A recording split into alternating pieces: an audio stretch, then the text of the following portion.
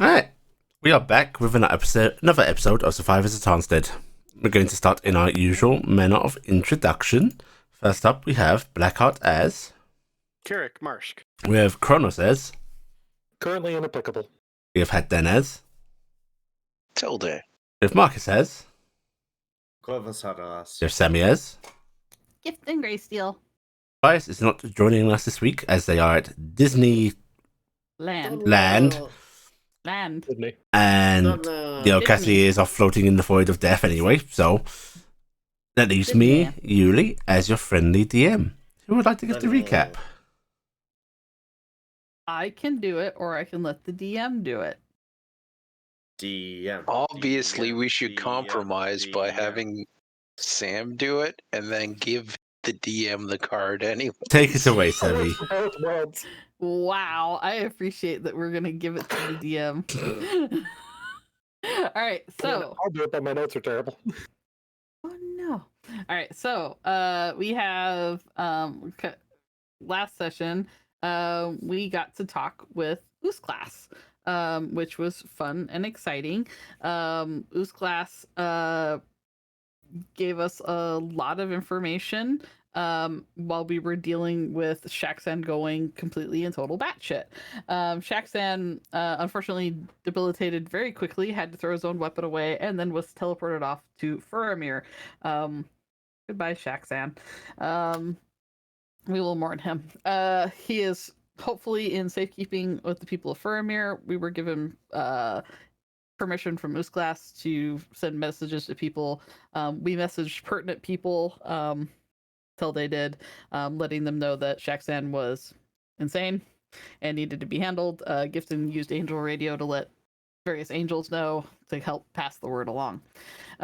We continued talking to Class a little bit. She took us to see the dreamer that she had in lockup. We didn't realize that dreamer was dead. She received a corpse, dissected it, and was keeping it still kind of preserved and on display, which kind of creeped out everybody involved. We continued on, met the mourning wouldn't be the right word. Remorse. I don't know if is remorse, but it definitely is a state what that dragon's in. The dragon. The white dragon. Yeah. She's stasis, I think. Yeah, but Blackheart's tiefling character, which I can't remember how to pronounce this name. Blackheart, please. Oh, I could barely pronounce Holishin that. Helligan. Thank you. Holishin Helligan. Okay, I couldn't tell if it's Holic or what. Okay, sorry. It says Holishin Helligan was taking care of his beloved tutor and mentor and mother figure, basically, in her state. We got to talk to him a little bit. We saw. I don't remember the name of the dwarf character that Kronos played. That would be Hamir Blazebreaker. Hamir Blazebreaker. Yeah, we saw them running about. We heard stuff about Vale going around and doing things. Possibly killing people. Possibly killing people. Killing all the people. Basically just murdering. Vale was just murdering people. We continued having conversations. We found out that for one, she knows a lot, and she knew a lot about Corvus's dad and such. She was very happy about the fact that she had recovered her notes and such, and she basically offered a gamble of if we beat her at chess, she would give Cassie what she desired, which Cassie wanted to have her corrupted divine essence as something that she could do stuff with. And we were kind of like bottle it up to go for trade, and Cassie was kind of more, maybe I try to reason with it, and Glass was like, that sounds fun, I want to watch. So we all played chess against her, all of us did, with the caveat that if we lost, we'd have to like spend a day playing chess with her. We pretty much won. She cheated on the first round and won, and then we realized cheating was allowed and we started cheating back. She seemed to enjoy herself anyway, and she got to play chess against multiple different people, so she enjoyed that. Raziel did not like playing chess against her. He does not like that. He didn't like the blatant cheating. We started to do the thing of Cassie going to go get her essence. Corvus and Echo went wandering off and started going through various notes. Corvus had another one of his weird fits because he was confronting the true nature of the reality really hard. And given his nature as some sort of bridging mechanism for the dreamer, I'm not sure it's feeling so good for him. So he started kind of broaching that very hard and having issues. Cassie went into the weird airlock thing to have her meeting with herself. And Gifton and Telde and Carrick basically sat on in the next room with Gifton trying to enjoy a cup of tea and not think too hard about what was about to happen because Cassie really wanted to do it. Boy, that looks scary. The thing came in and Cassie had a bit of a tuffle with it.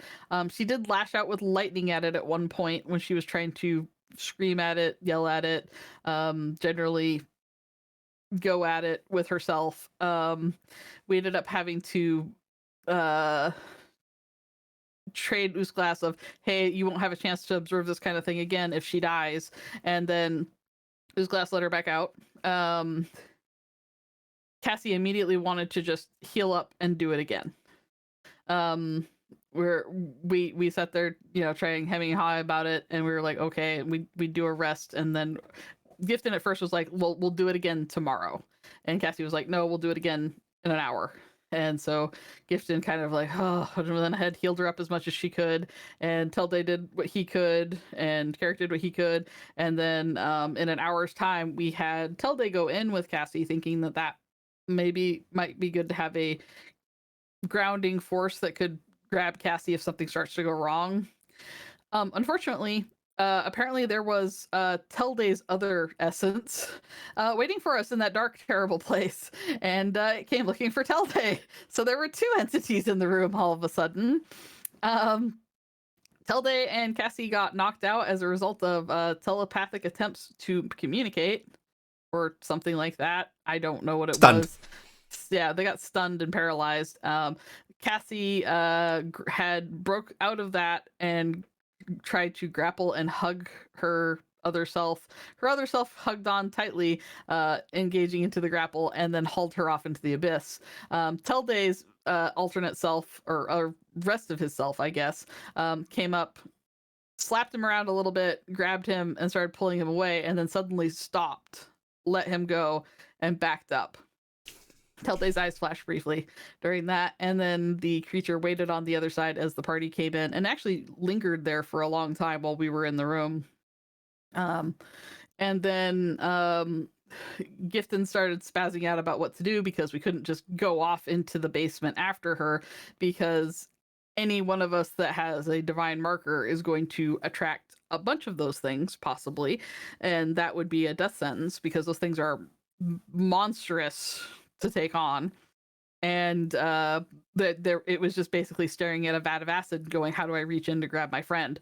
So Gifton said, okay, wait, well, I got an idea, I know what to do, and we'll all go outside. I need to go out to the waterfall, because Gifton, her idea was, let's go outside, contact Miris, because he's gotten in there before and he can get in and out. We'll see what Miris wants. As we came outside, there was heat, there's smoke, the entire skyline is ablaze. Yggdrasil burns.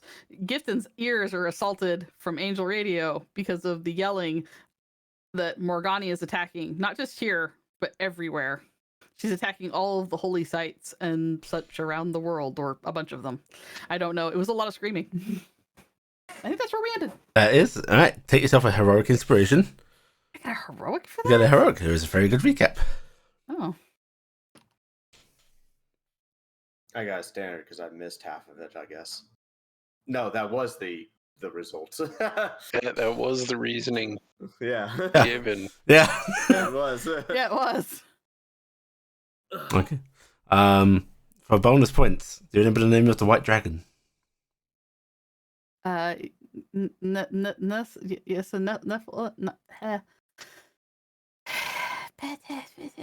you want me to say names?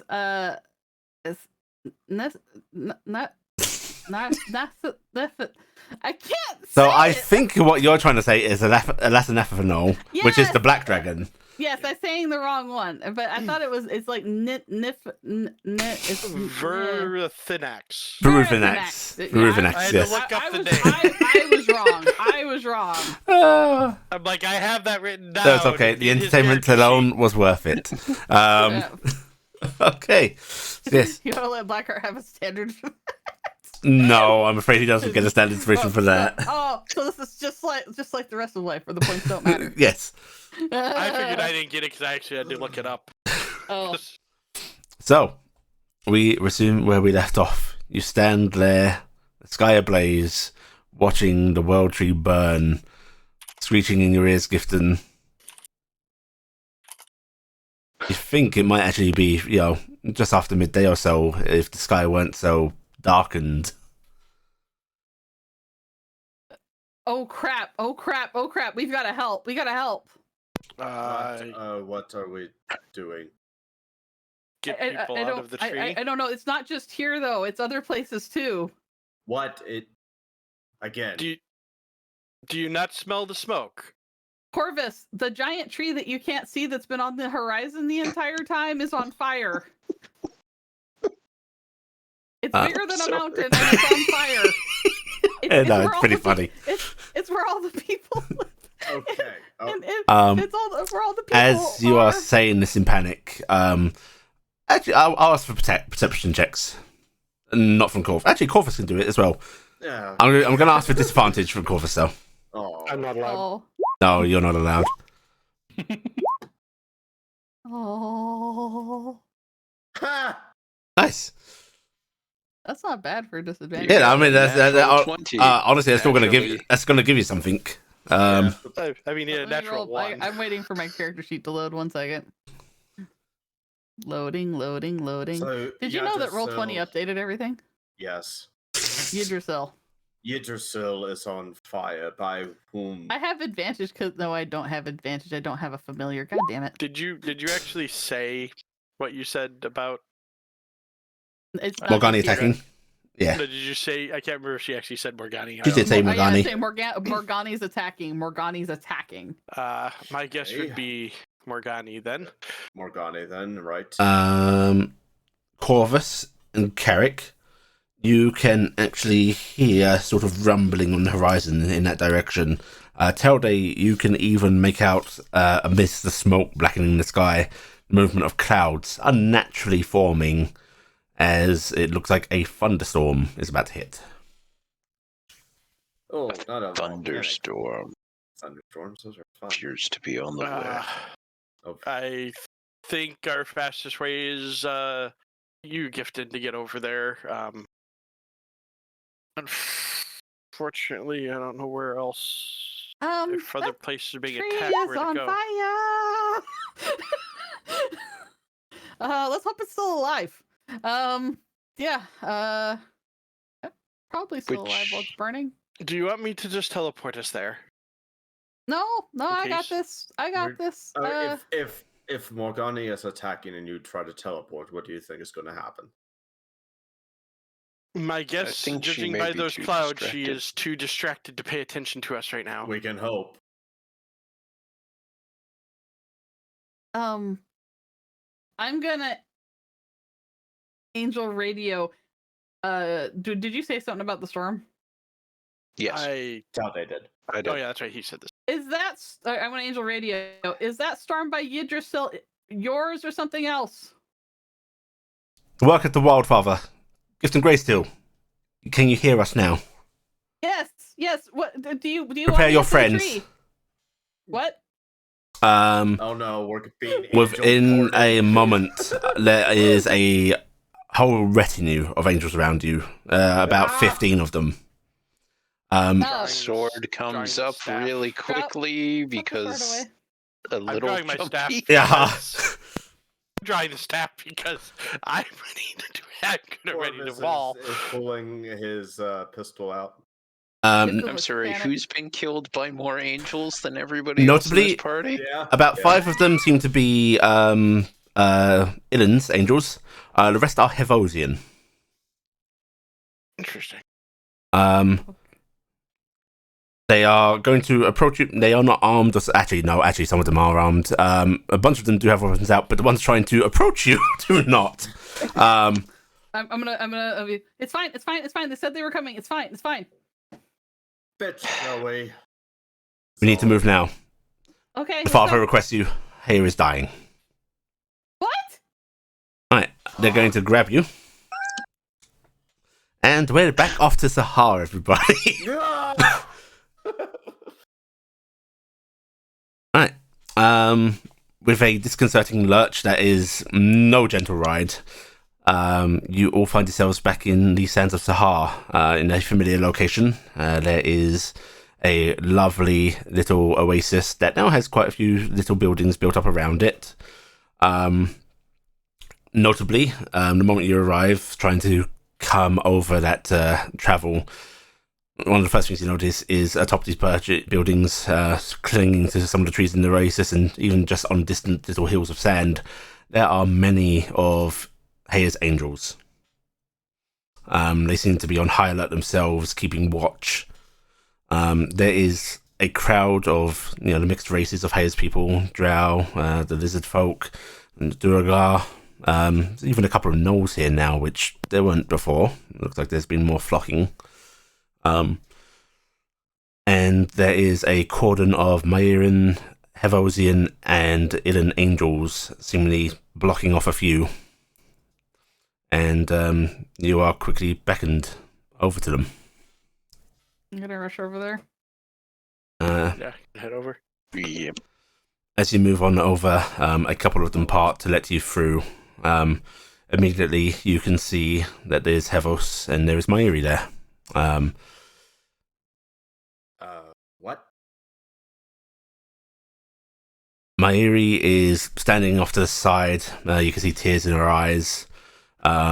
Just watching. Hevos is over by Heya, who is down on the ground. You can see that there is what looks like to be sort of wounds, almost fracturing along Heya's form. Defined light spilling out in puddles of this rather vibrant, almost molten-looking liquid. No. And as you arrive, Hevos looks up, motions to Mairi with his head, who she comes over to Heya, seeming to offer him comfort, and Hevos marches directly up to you. You are aware of what just happened? I'm piecing it together. Yes, we were in sight of Yggdrasil. We came out and saw Yggdrasil on fire. Ilan is currently extinguishing the flame. All of us have been attacked, Heya included. She took the full brunt for her land. And that her people or any of their places be touched. Oh, I need sweetie. you to do something for me. Yes. What is? Tell her that she is not indebted to me. That she has no reason to come to love me. But that what I did for her is my choice. And it is... I'm hoping the one good act of a father that I can do. Make her understand that it is not her fault. Swear it to me. I swear it. Oh, Great Lord. I do also. I am splitting some off. I'm gonna cry for Evos. I am splitting some of myself off to hold my heaven for a short while. I trust that you will find a way to make it permanent. Gifton's gonna nod. Good. It has been an honor meeting you all. Take care of my daughter. And with that, he turns on his heels and he marches back over to Heya and Mairi. So, Mairi, as he approaches, you see her sobbing again, hard this time. You see them embrace fiercely. He holds her cheeks as he gives her a kiss. And then you see Hevos place his hands on his daughter, and light emanates from him, pouring into her. And after a moment, Hevos' form seems to waver, fracture itself, and disperse in a burst of light. Heya's wounds slowly starting to seal, that leakage of energy Going stopping. over it, and I'm gonna go embrace Mairi because I think she needs something right now. Mairi lets you embrace her. She doesn't return it. She seems focused on Heya and her own grief.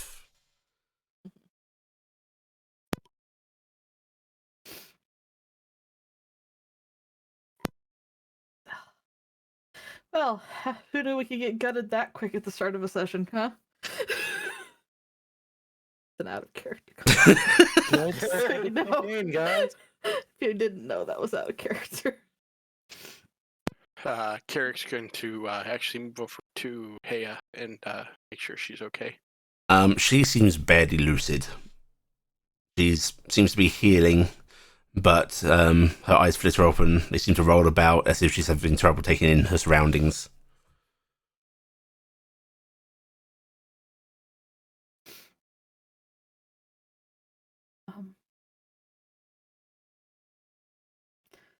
What can we do to help? Mary looks up at you, the tears of grief in her eyes turning to anger.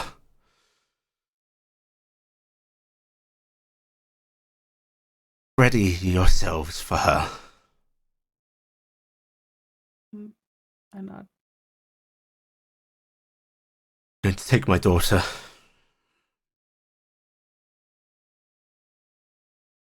She looks to the massive angels, and their sorrow returns as she regards the Helvetian ones, and they very well master their grief, but most of you are perceptive enough now to see it hidden there.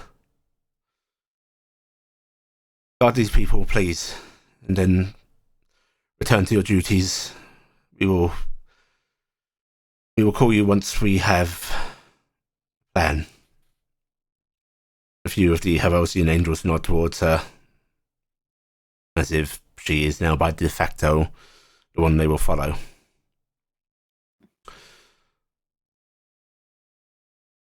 Some of the Illan angels that were with you as you travelled come over to you. One of them you recognise again as Illan's Prime, and she just goes, "We're at your disposal."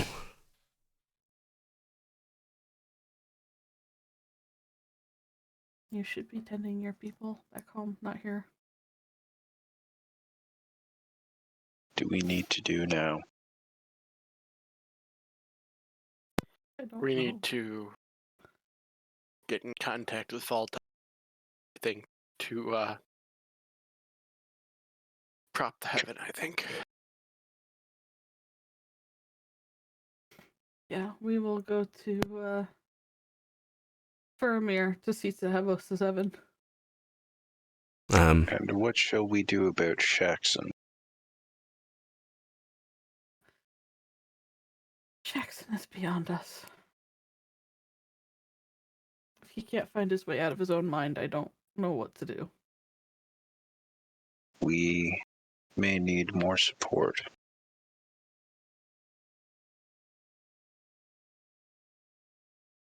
I trust you to find it. And Cassiopeia? She went into that place. She is where I cannot reach her. Everything that we were told, those things are horrid, unreachable. can't be reasoned with.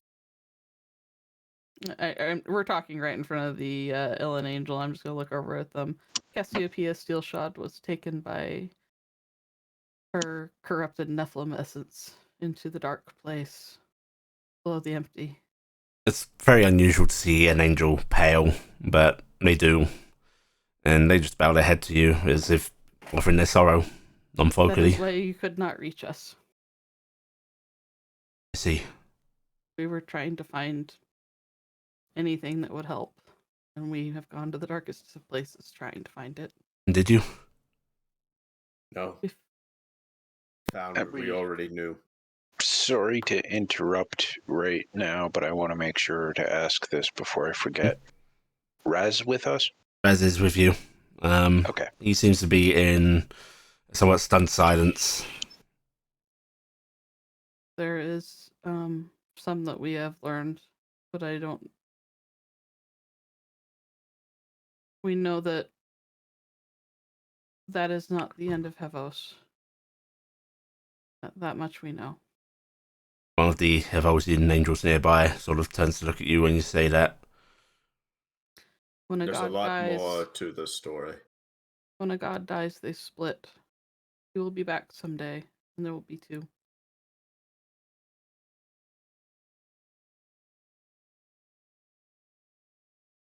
And we will await my lord. Or possibly lords and ladies. That is immaterial at this moment. We must prepare. But All there is right. still hope for them. They are not Reziel, gone. Yes. you will need to start calling in reinforcements. Do you have any? Yes, I do. I think it's time to stop playing games. Yes.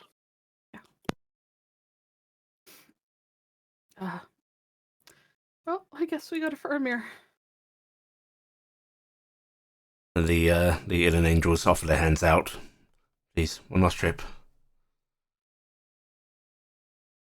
All right. Nod. Thank you. And once more, you're all whisked away. This time they just land themselves in the center of Boromir. They seem to be uncaring for asking for permission for this. Mm-hmm. As you're deposited, they bow their heads to you, and without word, leave again. Does everything here seem normal? No. There is a hustle and bustle. You can see that there are guard forces once again moving through the city. That sort of mild disarmament after the There's war. also probably a couple alarms going off because Angel Breach just happened. Yep, there is indeed. But the movement of forces does not seem to be in response to that. It seems that it was already happening. You can actually see Melinda up in the skies swooping around with a couple of other Dracoliches. But the alarms did go off nonetheless, and within moments there is a contingent of mages of mixed types arriving here. I am putting my staff in the sheath, as this one I actually do not want to. The moment they see who has in fact arrived, the spells ready, weapons drawn, does fade a little bit. One of them, a rather tall skeletal creature, looks like there might have been some kind of ogre kind in their life, pulls their hood down, stepping towards you. General Greysteel, Yes. we have received word of assaults on various areas. The tree of Yggdrasil is burning. Just the tree of Yggdrasil, the great amphitheater in Miris' lands, the forests in Damaris, Sorry. everywhere. The god Hevos is dead. Please come with us.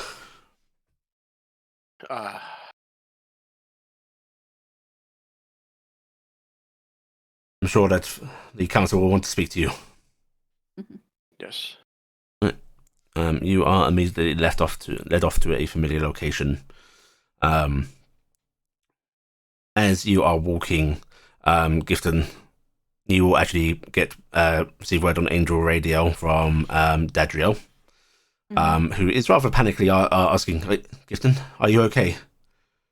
I'm in Faramir. I'm okay. Okay, good. Cassie isn't.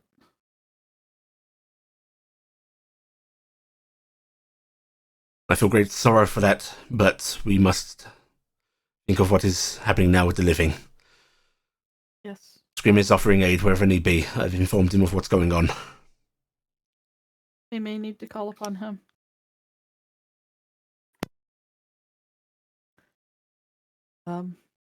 Whatever you need from me, you have. Get you and Scrim here. I'll tell Valder you're coming. Where is he? Oh, Fowler. From here. Understand. Get Faramir. I'm in Faramir. Yes. I'm gonna to the guard. One more angel inbound with the leader of the my god, I can't remember Goliath right now. Remember the Goliath tribes. Scrim Hayason is coming. I've set for them. I shall prepare a meeting for him. Thank you. And he barks off to another couple of the mages that have been accompanying you all, who then split off to go and arrange an escort. I'm gonna look over at Tilde. You want everybody on the table, right?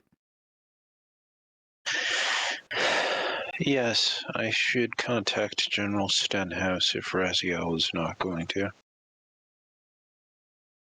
Oh, Here, let me use the backpack, sweetie. Here, I'm gonna take the backpack off Raziel and I'm gonna put it on Tilde.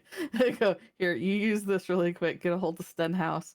Why don't We could see about contacting Lady Gentle. That is an option. Razio actually pauses for a moment and looks to you all and goes, I think I need to make leave of you all for a short time. I need to gather things myself. Meet a couple of people. All right, you do your rush for that.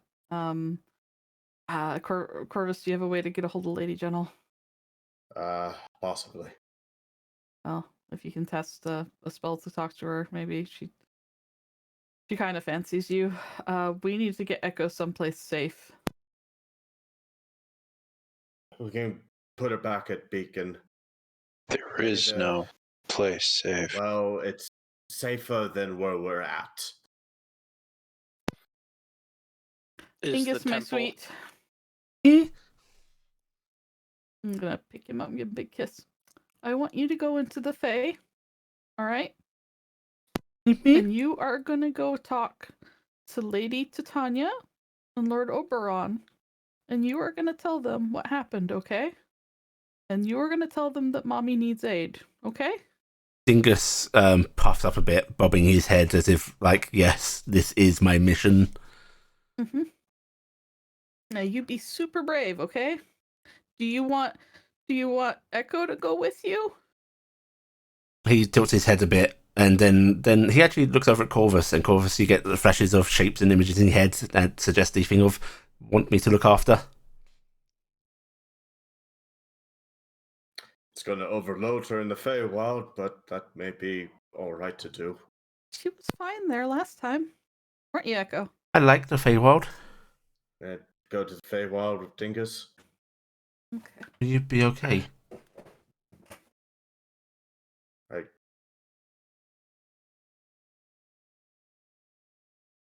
Time will tell. There could be one other place. Gifton, do you remember if that temple still held its ability to not be found? Oh, at your grandmother's place? Beneath your grandmother's? Yes. Lost causes. The only way I know in there is via Dadriel, and I wouldn't want to leave Echo in there by herself.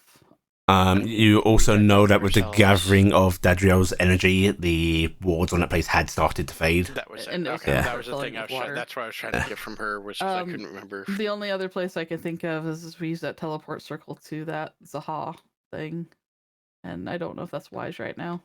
You mean the buried Yes. place? And again, we're not sending Echo away for very long. We're just wanting to give her a little bit of safety while we're dealing with the immediate danger, and I want Echo to be with somebody who's coming right back.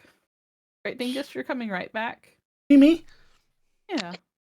So Echo Care- knows she's coming right back. Right, Echo. Right. She's actually I'm going gonna to embrace hug. Echo and give her a really tight hug. Yeah, she hugs tightly, and she tries to do this with everybody. By the way, Carrick, Hug. Yes. you may wish to contact your grandmother to be with your family.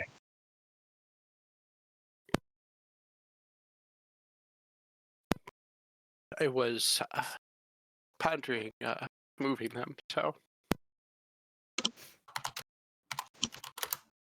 Nod. at this point, you're approaching the council chambers. Apparently, your arrival has been foretold. What with the whole bunch of mages being able to communicate back and forth. Alerts and Yeah, everything. Yeah. As coming It's out. like this is crazy sci-fi security system because of the Mageplex. No, they just have one really shitty seer who can only see like a minute into the future. Every now and then just yells, "Oh fuck!" They always ruin their tea, however. All right, so Dingus, and then we'll take off. Yep. Dingus and Echo and Raziel's actually going. Yeah, he is going to ask to go with Dingus. I'm gonna nod. Yep. And And Dingus gives you like lots of nibbles and licks, Gifton. Yep, lots of nibbles and licks saying, well, you come back to mommy, okay? He nods. It's a little sad, Gifton, to see some grow from your sweet boy, as there is no me. There isn't even a door. Gifton, Dingus just takes off from you, and as he does, suddenly he transforms into that great big dragon, and sweeping his wings around Echo and Raziel, there is a shimmer of fey-like beautiful green energy as he teleports into the Feywild with them.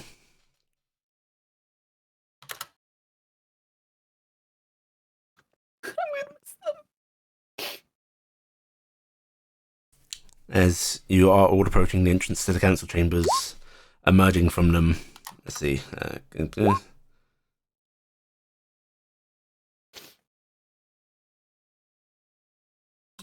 Corvus, you will receive a reply back of, "I think I know what about. I will see you there." Do I need to be here? I can pick up Lady Gentle. Do as you will. Be Okay. careful, contact us if there is trouble. He nods. He'll turn, walk out, slice, and get to his place. Okay, Does the slice work in Faramir? it does. Okay. It didn't previously, so I wasn't sure. Yeah, they've let some wards down for a very specific person. Yeah. Yeah! Hey, you're loved and you're not just getting shunted into dark places now. Okay. No, there was shacks. They let them down. Right. You see emerging from the council chamber entrance, Fowler. Actually, yeah, Fowler. The Lord Harcount. Oh my! Wasn't he supposed to be He's not dead yet. What? not dead yet? Okay. I'm gonna bow to Lord Harcount as I come in. But 1 second as I get my notes. I am a prepared DM, I swear. I know you have notes, therefore you are prepared. So, yes, Fowler, Lord Harcount, Lufa, and Lyso. All emerging. As they do, the Lord Harcount gives you all a very respectful nod. Fowler just looks quite grim, which, skeleton, kind of natural. And Lyso just generally looks sad.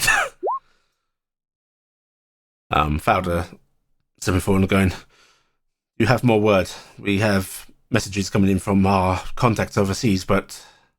Evos has died. Hea was mortally wounded, but he used up his energy to save her. The holy sites of pretty much everywhere have been hit. The angels are in a bit of a panic. Morgani went rabid all of a sudden. I'm glad to see him here. Attack this little. Lyso Why was actually she attack here? glanced over at Aegis and goes, near the gods. It's no guarantee that she would forget me, but thankfully she has not seemed to deign fit to strike at my place. Mhm. With what we saw, hey, it's a good We have been tasked. We must secure Hevos's heaven before it falls. Thankfully, we may have some further progress on this. Shaxon has been. She actually, her lights dim. Valda's lights dim when she says that, looking down. Gifton's face looks grim at that. Invaluable. We have access to the mage, who's glass. She wants things in trade, but we can probably, if we need information, we might be able to gouge it from her fast. That might be a good thing. Shaxon's ramblings are already revelations, but She has notes, she has books, she has organized the thoughts into something that is comprehensible for mortal Not minds. really. It hurts my brain. Out of character, I don't know Out that. of character. And out of character, your mind isn't quite right. Yep. then perhaps between her and him, we can do this quick. Yes. Already, I am quite certain that the tweaks we have been able to make to the prison would work. I think she wanted a soul burner. out of character, real quick. Mhm. Did I miss? I heard the list, but is this the spirit? The mental is not with them, correct? They are not, no. I think we might, with something I've learned.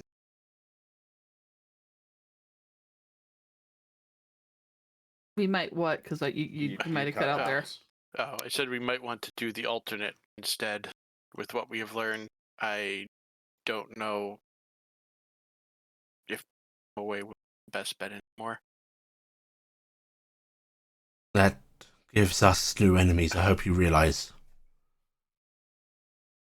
I don't know how fast you can act on Tiamat. I think give us a couple of days. Week at the most, we could have the prison ready. Maybe faster if we can get your Usglas to come help. Can we take down the barrier against the Fae here? Yes, we have the means to do so. You do? Yes, we've been trying to contact you. We have been in contact. Oh, Been gone for days. okay. Well, take it down. I'll have the Fae give you a bubble, and we'll speed up time or something. That could work, yes. We'll need some help to do so. To do this safely, we need a few points out there shut down remotely. Fine, we'll do it. Yes, tell us what we need to do. They motion for you to keep following them into the council chambers. Down in here, it is chaos once more. You can see Wilhelm is apparently using a few of their own communication devices to talk to multiple, spies is the impolite way to put it, but yes, overseas operatives or from here. Once down there, Valda barks orders for a certain map to be drawn out, and soon enough you have a map of Hexenreich on the table. And she starts marking out a few different spots. There's nothing quite to it, we just need mages at each of these locations. However, we've been fearing sending anybody out. Understood. We can go, and I'm pretty sure I can get some extra help to do it. We take care of this. You take down those things. We get the Fae here. We can speed up time. If there's any awareness of what we might be doing in Morgani's mind, we can expect reprisal against these actions. She did not like the Fae to begin with, and if she thinks that this has been brought down to combat her, I couldn't imagine. Actually, I'm gonna make. I would Would- weaken her immediately if it were for what she just did. Coming up with what just happened Mm-hmm. and what this might mean, what kind of toll it might have taken on her to do that. What type of check would that be? Arcana, religion, I'd actually call that Arcana. Arcana? Okay. Oh, I can't well, roll better than that. Okay, yep. In that case, you think, based on just discussions amongst the, you've had with the gods before, even with Raziel, about their energy expenditure, their energy gathering, she must have used up something quite substantial, not only to mortally wound a god with a blast, but to do that, like, to that intensity, being able to split that And hit everybody at once. With- and hit everybody at once. She must be drained and exhausted, or she has just burned up the entirety of her heaven to do so. We need to take those down as soon as we can. With what we saw of Heya and hitting all those and Yggdrasil and everything, either she doesn't have a heaven left or she's drained completely right now. Then we have time to act. How long will she be like this? Do I have a? I probably don't get much of an idea on that because that's That way is a outside bit of- beyond you, yes. That's Unfortunately, beyond. we don't know. So the faster we act, the better. And if we take the Yes. Fae energy away from her, it's less for her to consume. Mhm. So we do it Um, as fast as we can. I wish Shaxon had been able to finish his work on this. He is, in a way. Mhm. He is having moments, a few seconds at a time of lucidity. It helps, but it's hard to track. All right. Well, we take out these points. You can shut the rest down. Yes. How to If you keep me are away? willing to provide guard, I can send mages already prepared to do so. I'll ask for volunteers. I'm gonna hit Angel Radio. Anyone volunteering to help take down the beacons that are letting Morgani eat the Feywild for power on the continent of Hexenreich? Please You report. are suddenly deafened, Gifton. The amount of responses is incomprehensible. How many angels do you want? Because I've got a lot of hands. And that response is only curtailed as what must be primes and those with more precision of, like, we know what we're doing, start to, silence prime the of others. Lalathil asks of the primes of other gods what you can allot Faramir's mages for defense as we move forward to do this action. Send only what you are able to send safely, while safeguarding your lands and Heya's. You that you hear the continued discussion back and forth of responsibilities and so on. Before you just get one voice saying, "Do we have permission to enter the city?" Do they have permission to enter the city? Fowler nods. The permission is granted to any angel coming to help Faramir's cause. Okay. Some alarms blare again because those just they don't get turned off. There's just one poor person overseeing them that, like, sort of silences them quickly, and you can see on the sort of, like, the wonderful, beautiful, like Magic monitors. magical monitors. The square just outside these chambers is suddenly filled with what must be most of the host of Morgani. And a Morgani angel in resplendent armor appears right in the council chambers before you. They look. Is that the one we saw at the God It is. Council? They look bitter. They look angry, and they just fix you with a look, Gifton, and going, "How may we serve?" We must quickly and swiftly disable these so the Morgani does not power up again. We are trying to save Morgani from herself. We have to stop her from lashing out before it's any worse than it is.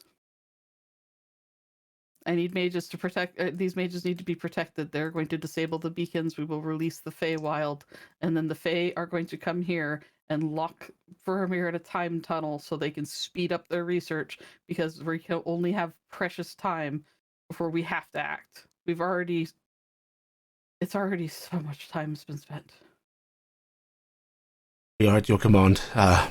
The Prime turns to Fowler, who sort of motions for Luther, who will move over to them and start basically commanding, like, hey, you're going to be going here, doing this, pointing at the table. And Luther and the Prime and Morgani start to arrange this takedown. Okay. Fowler looks back to you and goes, right, Osglass's request, you said a soul burner. Yeah. We know one. We know one. Telde, do you want to handle going fetching that?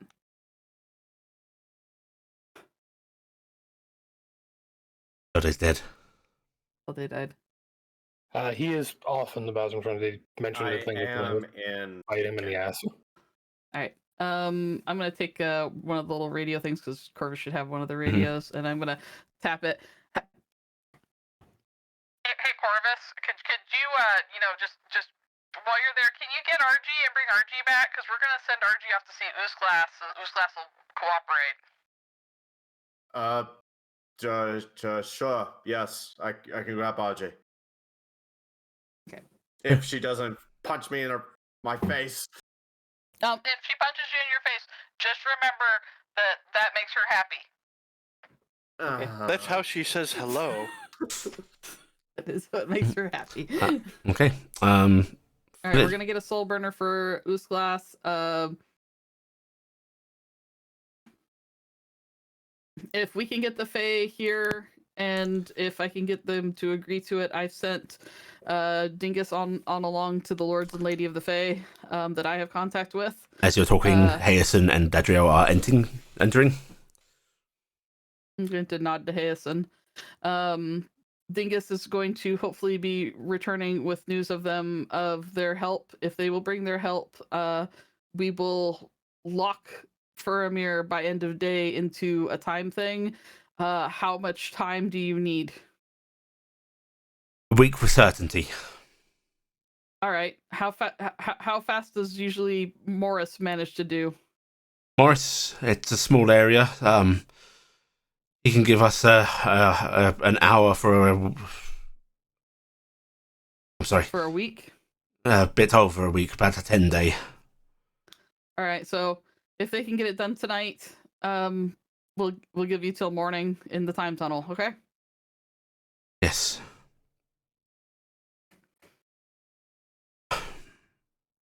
Hayesen, Face deal. the god Hevos has been killed. Hea was nearly slain. Did he die well?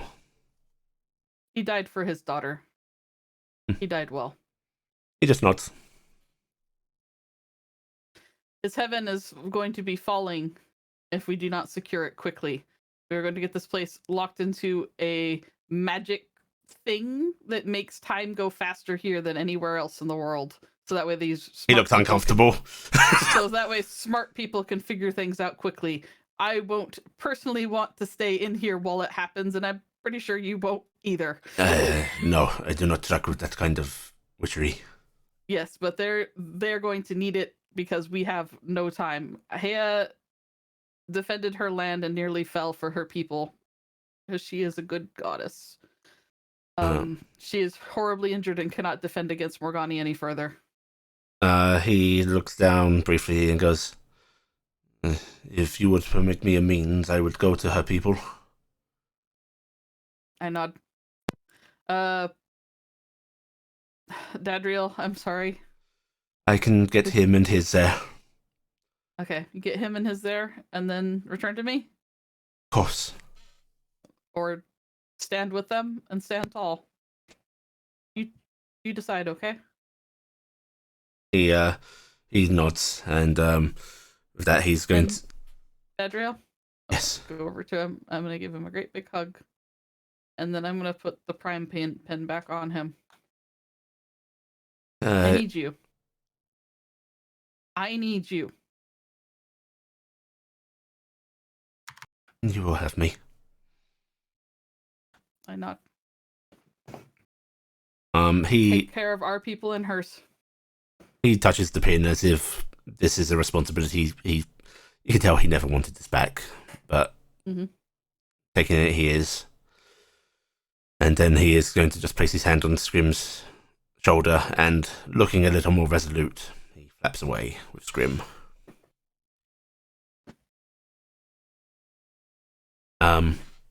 Lord Harcount is actually going to come on over and go, I am not long for this place, but it would be remiss of me to leave it in such a shoddy state. So, did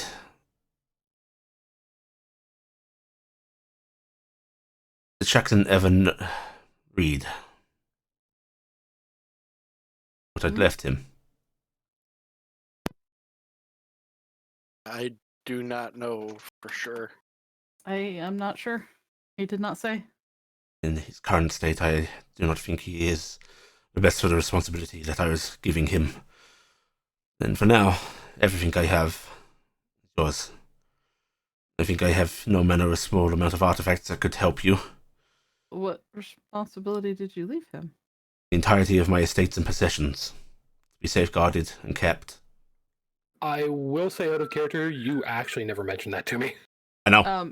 It was in the envelope that never got opened. It was to be opened in case things went bad. It was the just in case envelope. Mm-hmm.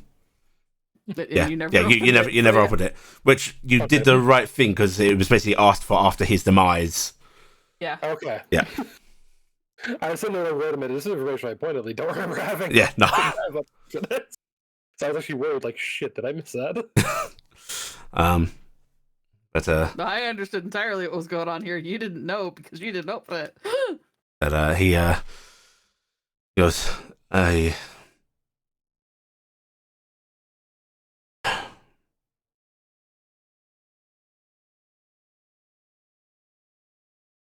don't know how to help beyond offering you all that I have in my own services. I don't even know what to do myself, sir. Fine strikes from above are a little hard to fight. They kind of are. Tell me, is your plan still to capture her? I'm giving them a chance. If they can get it ready before we have to move, they can have that chance, and we will do it. Because it is what Hea was fighting for. It was her conviction. And her father died because he loved his daughter very much. And he believed in her. He actually looks over at Lysa when you say that. There's a fake look of sorrow on his face. He goes, the father's love for his daughter is very powerful. So I will give them a chance. Till tomorrow. I think that should be enough if we can get the Fate working. Then would you permit me to prepare for the plan B? Of course. I have very little use in fighting a god, but a god's children, maybe that I know something about. Mm-hmm.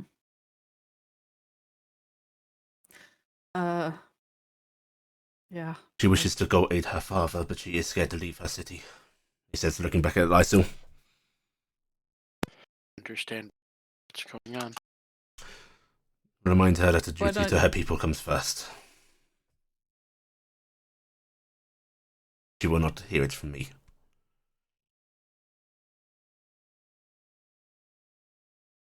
We will do our best. Gibson frowns. Life is so parting and small. It's hard to deny somebody something that they desire with their heart so hard. Then perhaps do not take the advice of a murderer.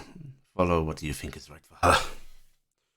If you'll excuse me, I will prepare me to deal with the first. Hark out. Yes. I don't think of you as just a murderer. I think you're just a man. Thank you. Nod to him. And with that, you see him pulling out what must be a very expensive little communication bead, because it's not as techy and advanced looking as the things that are provided by the military. But however, he seems to be able to hold a back and forth conversation on it. And it's also probably a little bit more ornate. It is very fancy. It even like sort of palms really nicely and everything. And he just sort of wanders away and starts going, Charles, unbox things in the lower cellars. We are going to need to sort through some items. And he's heading out. Look over at Tilde. So, you gonna be okay with inheriting all that? I suppose I have to be. You'd be a good keeper.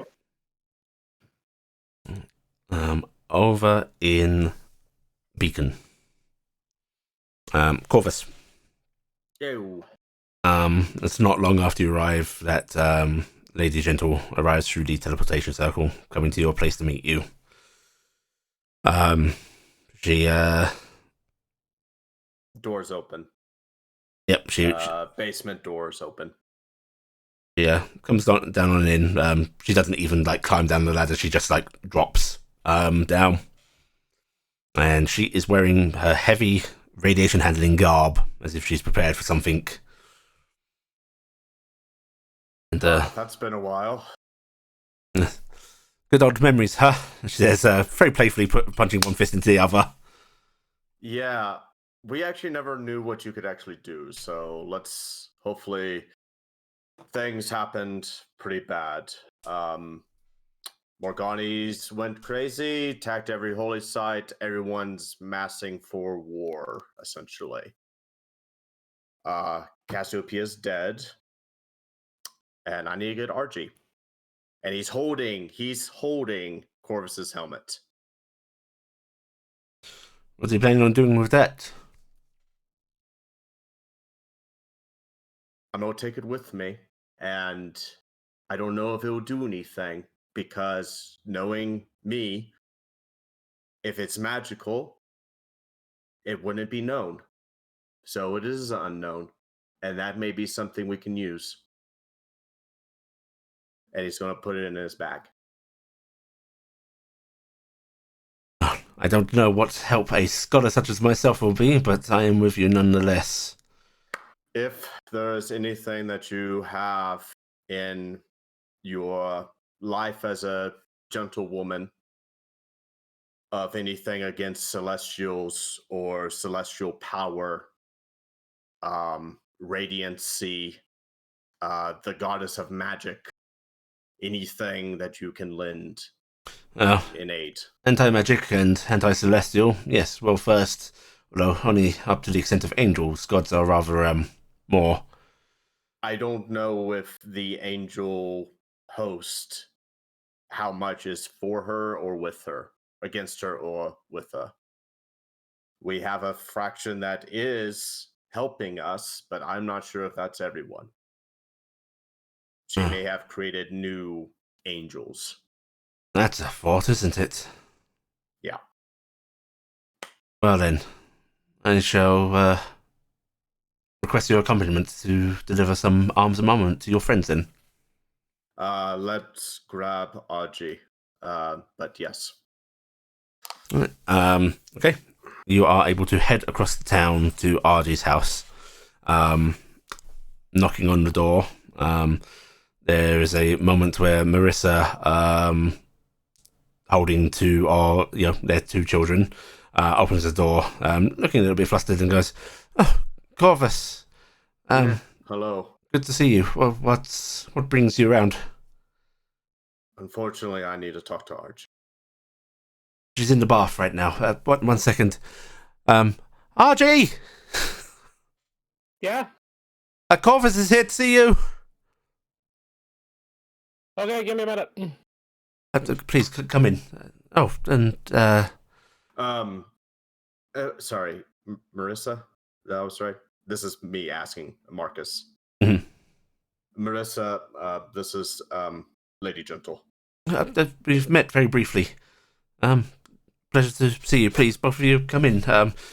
Mind, ignore the mess. And It's quite all right. right.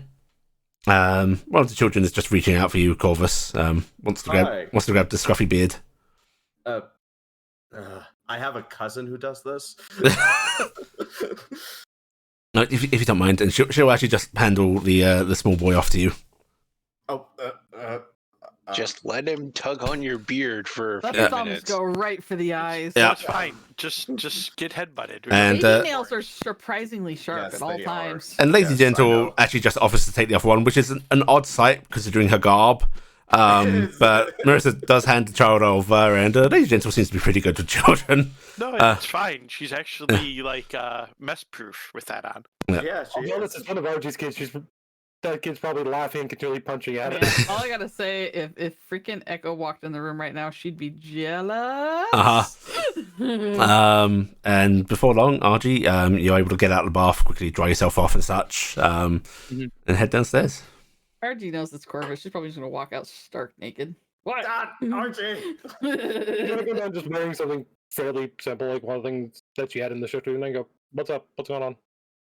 A lot. And she's gonna stop for a second, and just kind of point at Lady Gentle and go, "I recognize you." Lady And Gentle, Archie. Lady Gentle just bows her head to you politely. Yeah, RG was there for Lady. Uh-huh. Time. She's on the good side. Oh. Archie. She's gonna, I kind of figured, given the last time that we encountered each other, we were kind of on the verge of fist. Yeah. I'm still holding your kid. Yeah, and he likes you. Hi. Archie. You want me to take? You can't Well- defend yourself. You have a child in your hands. Sensitive matters. Children. Probably not best to say. They're like- Under a year old. Do you can't want to talk understand. about sex or something? She's Like, gonna come lift on. her arms and go, "They are less than 3 months old. I am pretty sure." Okay, You sorry. they are It's not been gonna a know. while. I was a very Um, intelligent infant, as I You recall. checked up on them like a month ago, Corvus. I know. Sorry. First things first, Cassiopeia's most likely dead. Again. Again. She tried to find her corrupted essence in the down below place. Oh, It did not go how well. did that go? Not well. And they just say not well, so I'm assuming not great. Yeah, she got tugged into it, and we have no idea what to do. That's just Oh, number one. Morgani has declared open war on everybody. Heia nearly died, and Hevos is dead. Hevos sacrificed his life to save Heia. Can a god even do that? Well, he did. He kind of broke up in a lot of little pieces and big brilliant light and went into Heia, and Heia healed. There is the movement of a scholar trying to like shift a child into one arm and like digging for a book in the satchel with the other, struggling to get ink out. To take the kid. Thank you. And the child is handed back off. So it's gonna be We- calm, not a yeah. We Lady RG understands the Gentle, danger of having a scholar hold her child. we also so you don't get slapped in the face about it, we talked to Usglas, and she gave us a lot of information. Small question. Yes, What's in his class? Eliza von Usglas, the mage from Hexenreich. RG has RG no doesn't idea. know who Quite this is. famous. Lady Gentle's going to say as if expecting that would help RG. She's a mage that the whole Noran event that happened, she was Oh, okay. responsible for shutting it down. Also, I'm just gonna but give at them the out of, cost of oh, her she's saying, sanity. oh, okay, but very clearly does not know what to talk about. Continuing the conversation at this point. She But understands she's not gonna get it. yeah, but the reason why we're here is that Eliza von Usglas has strong interest in talking to you, and she is willing to help in these matters if you meet with her. And also, we want to ask, as us, we want to ask you for your help. I'm assuming if she wants to talk to me, it's because of this, and she's just gonna clench her hand and burn a key point. Yeah, she mentioned something about Lady Saltburn. General like puts up a hand for a second when you do that, as if like you shouldn't do that so casually, but decides it's better of it and just lowers it again. It's great when RG does it to like Corvus and Lady Gentle. They notice. RG does that casually to other people. They have no Yeah. idea what's going on. Bye, RG. Like a little ghost flies off every time you do that. She wants to talk to you about that. Okay, when are we going? Lady Gentle wants us to help her collect a few things, but we are going to go to, oh, pardon me. Gifton, where are we meeting? I have RG and Lady Gentle. Gentle's going to help us with equipment. I am still in Faramir. Were you not coming back to Faramir? Thank you. RG is supposed to go to Usglas, right? Not right now. All right, we're going to Faramir. I mean, I don't think it would be wise right now. We haven't had talk with people. Marissa's popping up. Do I get a say in this? That is... Yes, I would assume you do. Marissa's actually standing up, and she looks less concerned for RG's like mortality than she does with being left alone with the two children. And she's like, "It's already a handful enough between the two of us." RG's actually gonna turn and go, I was saving this for your birthday next week, but I talked with Daniel and I actually hired a caretaker and childcare. She looks around and gives you that look of like, "Well, where are they?" I was saving it for them to come in on your birthday next week. And I was going to take care of the kids most of the week, but I can ask him to move the days up for when they're coming in. She's thinking about tonight. Okay. Fixing it tonight. Okay. I was just gonna say, look, I know for a fact I'm thoughtful, but I'm not smart. No, you're not. And she just gives you a chest of prod and goes, "But you've got other treats that make up for it. So, fine, you can go play with your friends. Thank you, honey. Come back, you know." Okay. Absolutely nothing will keep me. And she'll actually give you a peck on the cheek, and she fixes you with a look, Corvus, as if like bring her back. I will do everything in my power to. Corvus got blow. RG is going to jog over and grab the gloves off the mantle. Mm-hmm. Gloves, just- why? Gloves that might have just been used to like fix up a child's sick up a bit. Just No, she just left them on those Yeah. as a reminder of what happened, and she's also going to pick up from directly above it the light hammer that's above it, fix the door belt. cool, nice. All right. Nice nod to Thaldur right there. Lady Gentle sort of stands up and goes, "Right, assuming you're not bringing the child, Corvus." No, gods, no. Marissa. Marissa goes over and takes the child in her other arm, and Shame, this would have been a great place to leave Echo to take care of baby. Mhm. Probably Oh would've my been great with God. that. Yeah. No, I have actually had the thought of having Echo be like the temporary nanny for RG and Marissa. Why didn't you bring him Why up would with you need a Corvus? nanny That'd be for great. RG and Marissa? You need a nanny for the kids. You need someplace safe for her to be. You could totally like hit him up. if RG, Echo is currently safe in the Feywild, but she will be returning. She she wants to learn about children.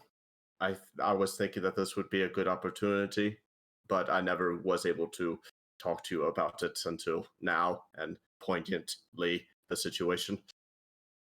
Archie ever met Echo? No. No. Or did you don't- with an Echo? Ladies and gentlemen, actually sort of gazing upwards and thinking about this, looking at Argy, looking at Corvus, going, "Are you talking about Echo the?" Yes. Again, it's a lot in my brain right now. A different time. Hopefully, a different time. Corvus has a girlfriend. All I'm envisioning is this just ends up with more work for Marissa, basically babysitting another child. Babysitting Echo. It's actually more dangerous. She might light herself on fire. Forget I said that. Let's gather what you need to gather, Lady Gentle. Right, certainly. We'll make a trip back to get to you while you arrange your own things, Argy. Sounds good. Right. In that case, they will get up and Lady Gentle politely bows to Marissa. Kid out of Corvus's arms. Mm-hmm. Yeah. And she will head out with Corvus, leaving you alone with Marissa for a moment. Corvus will turn around and say, sorry to do this, but thank you. She'll kind of nod her head. And then Corvus back at will leave. Marissa as the two of them are leaving.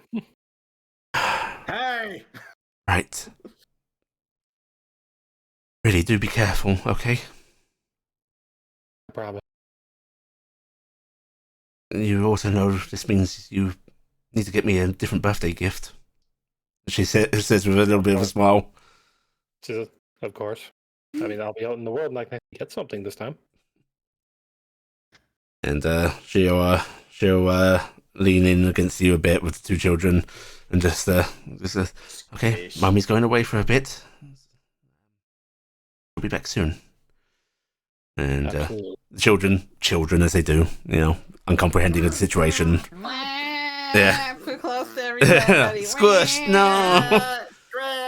Cuddles are bad. Fidget. Punch!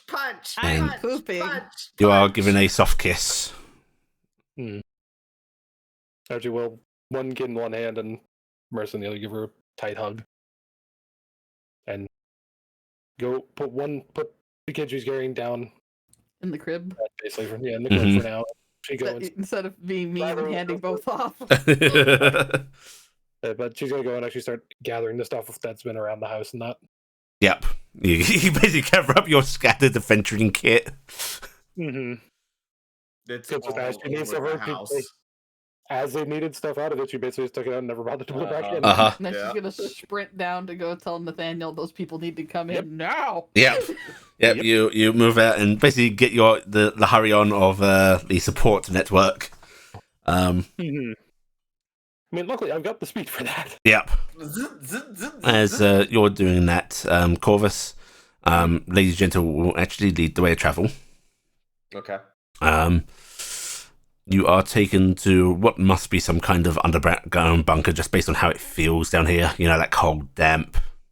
I'm at home. You're immediately knocked unconscious, and she starts to dissect you while you're alive. There is a disconcerting rattling when you arrive, as what looks like to be a meshing of metal and bone, a sort of skeletal automata, raises a strange object towards you.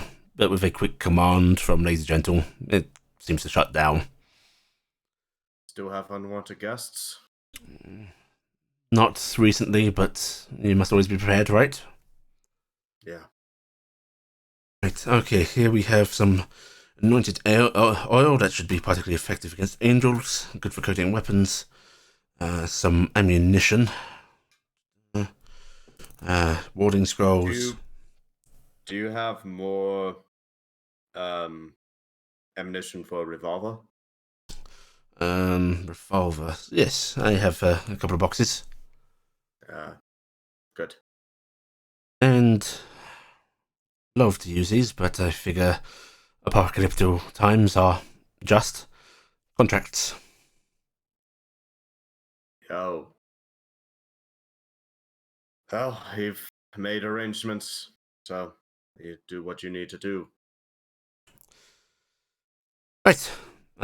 If you would take us back to Getaji, we can get these things through the empty easily. Okay. She basically picks up a few of the boxes, nods for you to take some out of the others. Yeah, he does. Right, and before long, you travel back through the empty to Beacon with them. Pick up RG. RG, are you willing to go through some empty travel? Yep. Right. And Is it long enough to assume that they've probably figured out this is more or less okay? there's It's been quite quiet, actually. Lady Gentle will shift a couple of the boxes she's actually carrying off onto RG. And as a trio, you can travel through the empty towards Foromir. As you're walking through the sort of darkness, the odd puddling, perception checks from each of you, please. I had to open my big mouth. So, I don't believe I do, but Oh my god, again? Wow. That nat one's really a thing for you, isn't it? Buggers! Okay. Oh well.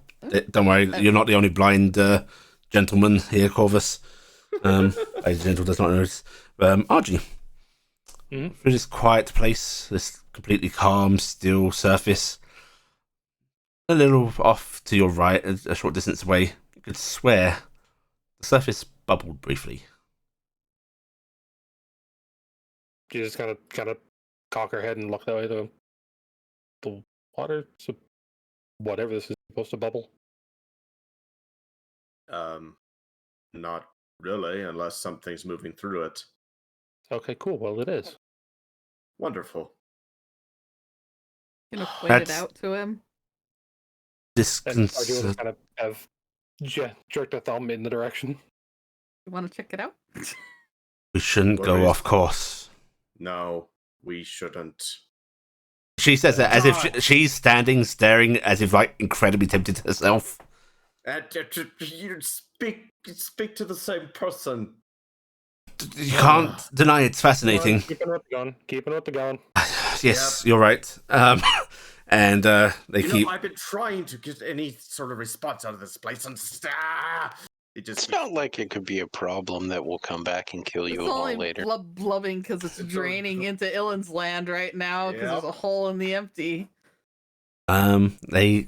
You can all continue through to the exit, in which case you will appear in Foromir, quite close to the council chambers. Does anybody else notice that it used to be ankle deep liquid, but now it's like barely touching the bottom? I mean, how deep was it? Sam totally doesn't have it right. Yeah. Okay. Alright. Yes, you arrive in Foromir. Soon enough able to enter into the council chambers where, Argy, look, it's most of your old friends and family here. And a lot of people And a lot of looking for skeletal skeleton people and stuff. ghosts and all this manner of oddities. RG, Firmia, Kingdom of the Dead. Question: One of the Draculiches there? No, not indoors right now. Okay, because that was probably just a whistle and go, "Yeah, biggin." Question to the GM, just because I don't. Just have I gotten any response on my sending either? One second. That I was- sometimes miss the text ones. It's fine. right. It's Okay. fine. Mom, can you close the tavern? And you two to be in Beach? Oh, Beacon. Okay. Congratulations. Alright. You get a reply back of certainly, honey. Something wrong? Damn sending stones. I am just going to, in that response, Rage. Kill. I love sending stones so much. it's fine, because I'm going to respond by casting sending. And check out all the letters. From that to grandma. Okay. Your grandma is far less questioning. You just get a reply back. Of course I can. Are you safe? And then you say, "Are you safe or be safe?" Are you safe? Notably, that second part felt like it came from a different message. One that you could reply to. Okay. Thank you for saying that. I'm safe, but some things are happening that I would like everybody to be watched over. And because it's not going to be 25 words, I'm just using the other sending stone to Talia to go, Mom, Howard, and Grandma Lynn will be there relatively soon as a heads up. Grandma will explain. Yeah, Poor Grandma will Howard. explain. Um, Yeah, I do feel bad for him, but at the same time, he's probably one of the safest direct military or something people Mhm. right now. Honestly, seeing everybody on sending stones, if this is gonna take her sending stone out really quick, stare at it for a long moment. Which of the like to 3 Karen- dozen you have? to Karen Razem, and she's just gonna hit both of them at the same time and say, "Sweeties, Hevos just died. Hea's really hurt. Things are moving fast. Keep safe. I love you." You're going to get a reply from Razem first. That just says, "I don't think you're going to have to worry about our safety. There's Faye here." And then from Carestone, you're just going to get a thing of Oberon and Titania.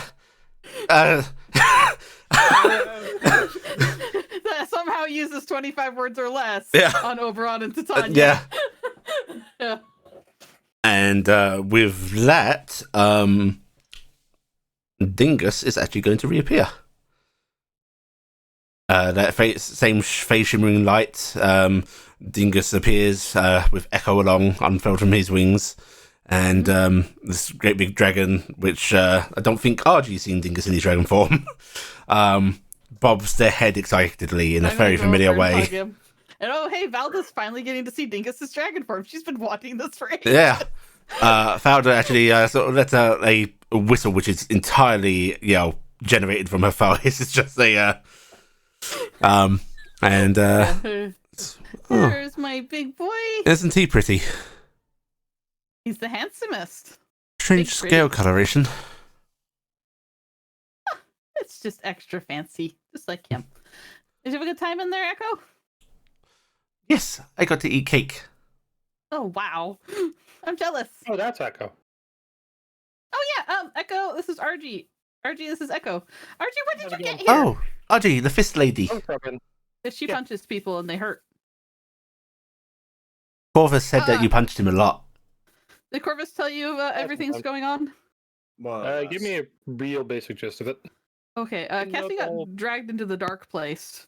Yeah, I kind got of that screaming into that good night. I'm not sure how we are gonna get her back yet, but we're working on that one. I mean, it does sound like there's more things on the table at the moment. There's a lot going on right now.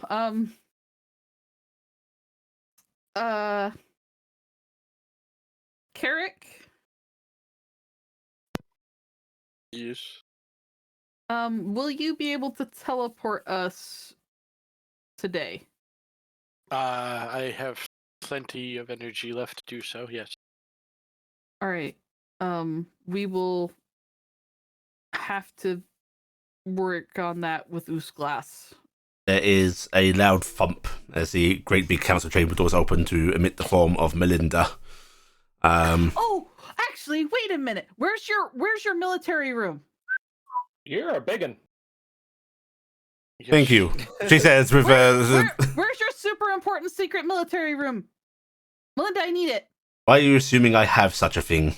Because I saw it when I was at Oosglass's place. Oh.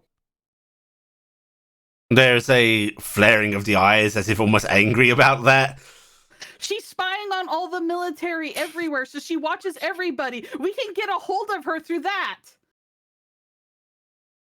Disconcerting. Just yell at her. Follow me. Well, we can't send her a sending spell because she has everything blocked. No, it is a good idea. I memorized the circle. I know you at memorized the the circle, back door. but it's like time warpy in there. They said they couldn't get a hold of us for days, even though we were just over in the other Right. place. Melinda, very begrudgingly, is going to basically lead you through a couple of like very inconspicuous corridors. Like these, despite their size, because everything here is adapted for draconic kind. Yeah. Looks like it just could be like, hey, janitorial closets down this way, you know. Do they have like whiteboards on wheels or the equivalent of a chalkboard or something that Oh gets moved god, around this room? yes. All right, cool. If there is one, I'm immediately going over to it and I'm going to start writing very badly in Hey! Hexenreich. I'm wiping away whatever was on it. Doesn't matter to me now. There's a screeching no in the distance. I'm writing on it. Oosglass want to play chess. We have the soul burner here. Get a hold of us. And then like 0118999. I don't know. Whatever the teleporter code okay. is. And I'm just gonna shove it up against it in a spot that I thought Are was you really giving difficult. our coordinates to someone that's been spying on us? Yeah. I would consider that rather a moot point if they are spying on you. She's been spying on you for years. There is a very angry rumble from this If it makes you Dracolet. feel better, she's apparently spying on Barast and whoever. Who were those people in the really ruffly outfits? Roughly Was that Noranian? outfits. Yeah. That sounds like an No. Iranian fashion to me. Yeah. Yeah. They were spying on lots of different people. You are led into a room that looks pretty nondescript. In fact, there's a few of those chalkboards in here. It looks like it's storage. Only Yeah, put you on it, eh? she immediately like just walks through one of the walls, Mhm. and clearly an advanced illusion. Yep, pushing this on through. Right. And yeah, down here is You're one of the getting- one of the rooms that you saw on her feeds. Yep, and if I'm trying to find like the best, I'm looking at Carrot. Can you tell me if I get the angle right? Wait, for her It- being able to read it? So yeah. Oh, yes. I'd like an Uh, intelligence check on that at the very least. Well, I know you've got key advantage. mind, but I'm gonna ask. Yes, I was gonna lower the DC, but advantage. So go ahead. I am sorry for this, but it is expedient, and at the moment it is easiest if we do things this way. That's a weird thing. Are her things for looking around invisible? What's that? Are her things for looking around invisible? They are, in a sense, invisible. Okay. The problem is if the Faramir people with True Sight haven't seen it, then Yeah. none of us have a chance of seeing it. It looks like a brick. It's really annoying. However, some of you might clue in really Or- quickly, as there is decorative stuff in here. Like there are banners, there are mantles. It looks like a few trophies of conquest and so on, and a stuffed raven. That Mm. All right, cool. I'm gonna pick up the raven and point it directly at the board and just start zooming it in and out. There is suddenly an angry squawk it's not From your head. stuffed. as the raven like pecks at one of your hands. Ow! Ow! Ow! Ow! Sorry, pet. Nice. And it hops onto the table in the middle room and just immediately starts going, discovered! You're fine. We're trying to contact her. Look at the board. To be fair, it may actually work out well enough this way. It is The raven weird. like picks up a pencil that's on this table and does a little toss at you. You know, the very Oh. inaccurate bird Ah, throwing things around. I'm I gonna, would throw, really It is like a writing desk. I'm gonna throw bread at it. I was hoping It that- caws angrily, flinging its wings out. And then, rather alarmingly, and I'm going to give a response chance to this, starts to say, I wish. Oh, You are safe. Does anyone You're want to safe. try and stop that before it happens? You are safe. We are trying to get in contact with your mistress. She is a friend of ours. This No. has been arranged. Yeah, I don't have the I ability to think- cast counterspell. Fine. I do. It has a beak, guys. It's a bird. That hit? Because it's a critical one, no. Okay. All right, I'm gonna grab its mouth. Okay, go ahead and just give me a athletics or acrobatics. Oh, we're gonna go with the acrobatics. Eh. And this is a great Come kindness I'm on, giving you. get me. Okay, you are able to like quickly like scoop it and just grab around its beak, which goes. Grab around its I Design I'm a- flaw. It is I am much a better great not to have a magical mouth. beast, and I wish to look at the board and have bread and get pennies. Yes, that's what I wish. Good birdie, good birdie. Look at the board. Right, so you forcefully angle it around to face the board. Yes. After, I'm gonna say you're gonna have to stand here for a little while like this. I'm holding this bird. And I'm looking I'm over. I'm looking over at Belinda, and I go, "Aren't you happy I'm around sometimes?" The revelations you bring are not as welcome as you'd think. But aren't you glad I revealed them? Weird shit, huh? Hmm. We may need your assistance in other regards. If you would just like to follow me to this And- corner where they are not. Anybody have We a can really strong talk rubber about that. band? After about 5 minutes, actually, more than 10 I could minutes, just hold it. the bird seems to like go a bit more relaxed in your hand, in your arms, because it's been like wiggling and trying to coin this whole time, and you just hear a little. Don't trust it. I'm gonna look at it. I'm squinty eyes. Its eyes are Alright, white. All right, I'm gonna open my hand and let you talk. But if you say I wish, I'm never playing chess with Oosglass again. You understand that? So no I wishes. Only that. It cracks its beak a couple of times. Mistress Usglass asks why you have not returned. Corvus raises his hands up in the air. I mean, she told us we could enter through the back door. That's why I said it could just take us through the door. We want to know if there's anything that we can trade for her to come over here. You say you have soul burner. We do. I would point the bird at the soul burner. Give! Hey, what's up? Give! Come here. You tell me or the bird? We are not handing We're talking anyone to the over. bird. We're talking to the bird. But You the, come here. You come here. I guarantee your safety and return where you go. And The- but otherwise, I have to use their teleport circle, and they might figure out where your teleport circle is. the bird, like, it, because you're holding it, it's got like rotate its head a bit weirdly to look up at you, Gifton. And then it just starts going, come there. Yes. Permission. Oh, look at Melinda, please. Melinda actually shakes her head. No. No. Her name is not unfamiliar to me, and I am concerned about the magic she wields. If she comes here, you can speed up your research. You can get this done. There is a low rumbling growl before she sort of bitterly says, "It's not my decision to make alone." Fine, let's go to the council room. Come on, Birdie. Let's go.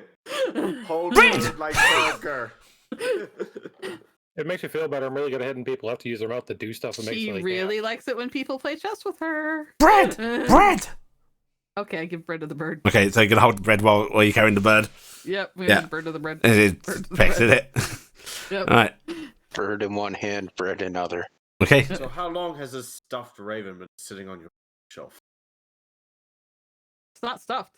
It's not stuffed now. It never was. I I'll had be thought frank. you more observant than that. Her eyes glare at you, Telday.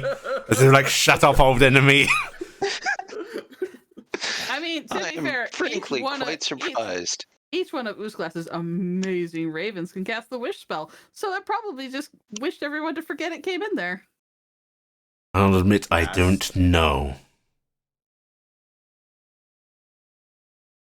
Oh. The raven seems to cackle to itself at that.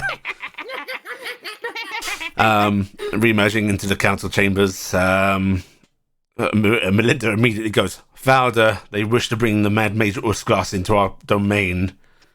The Agent Oosglass has already been spying on your domain for ages. Just Good bird. spy! Good spy! I held the bird up. Case in point. Flaps. Also, if you have any others that may...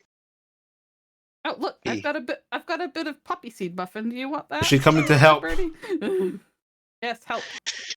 She's got my photo and she'll have everybody's. Valda says, actually glaring at Melinda.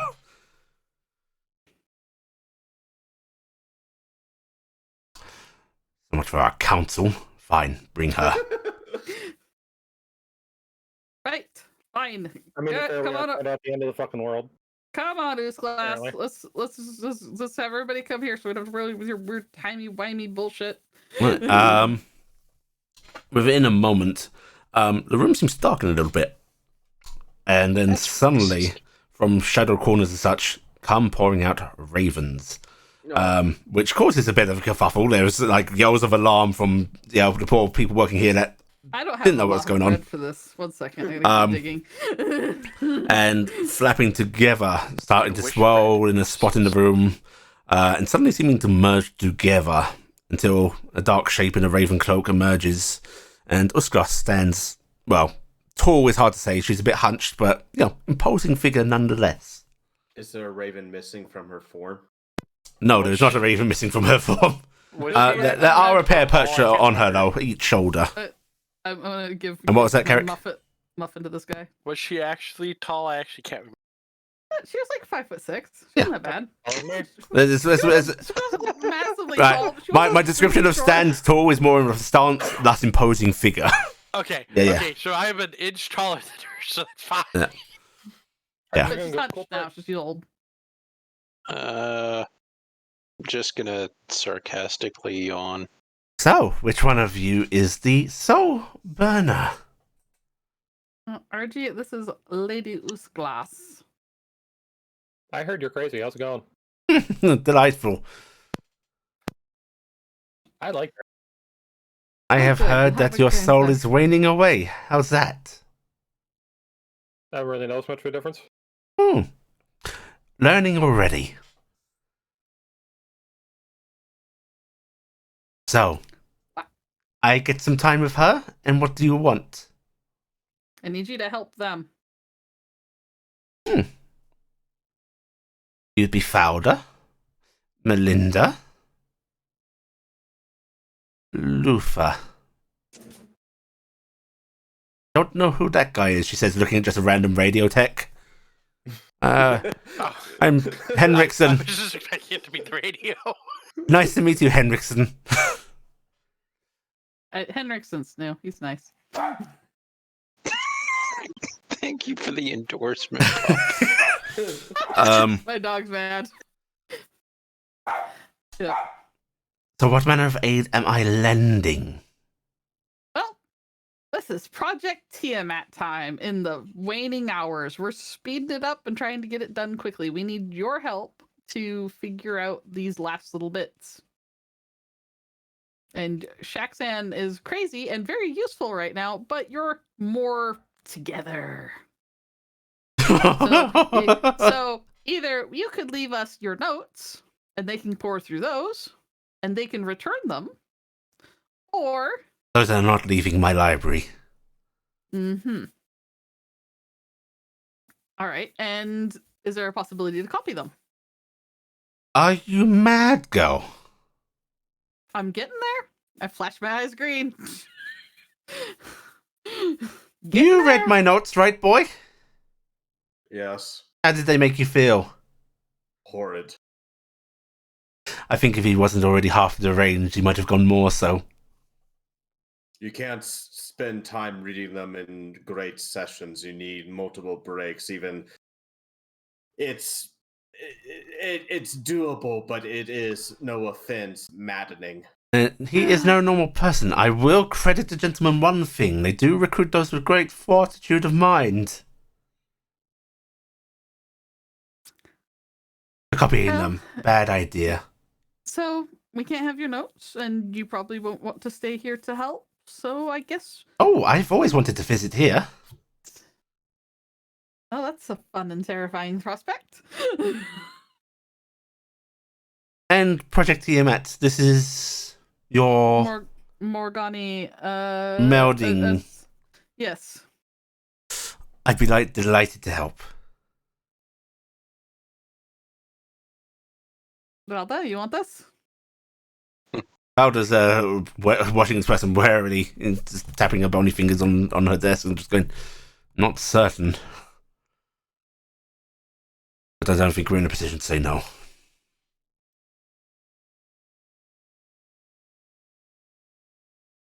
Lady Usglass, if you would please accompany me. And Luther actually stands and goes, I'm going to come with you, Valda. Don't think it'll make much difference, I'm going to give but them sure. both a simplified sympathy look. Usglass turns to you, RG, and sort of taps your chest with the tip of her staff and goes, and you are promising me that we'll spend some time together. I promise no knives, no magic, just some talks. Sounds good. And This class. Have yes. side. I know. I know. But I had to say it. It was always coming, dear.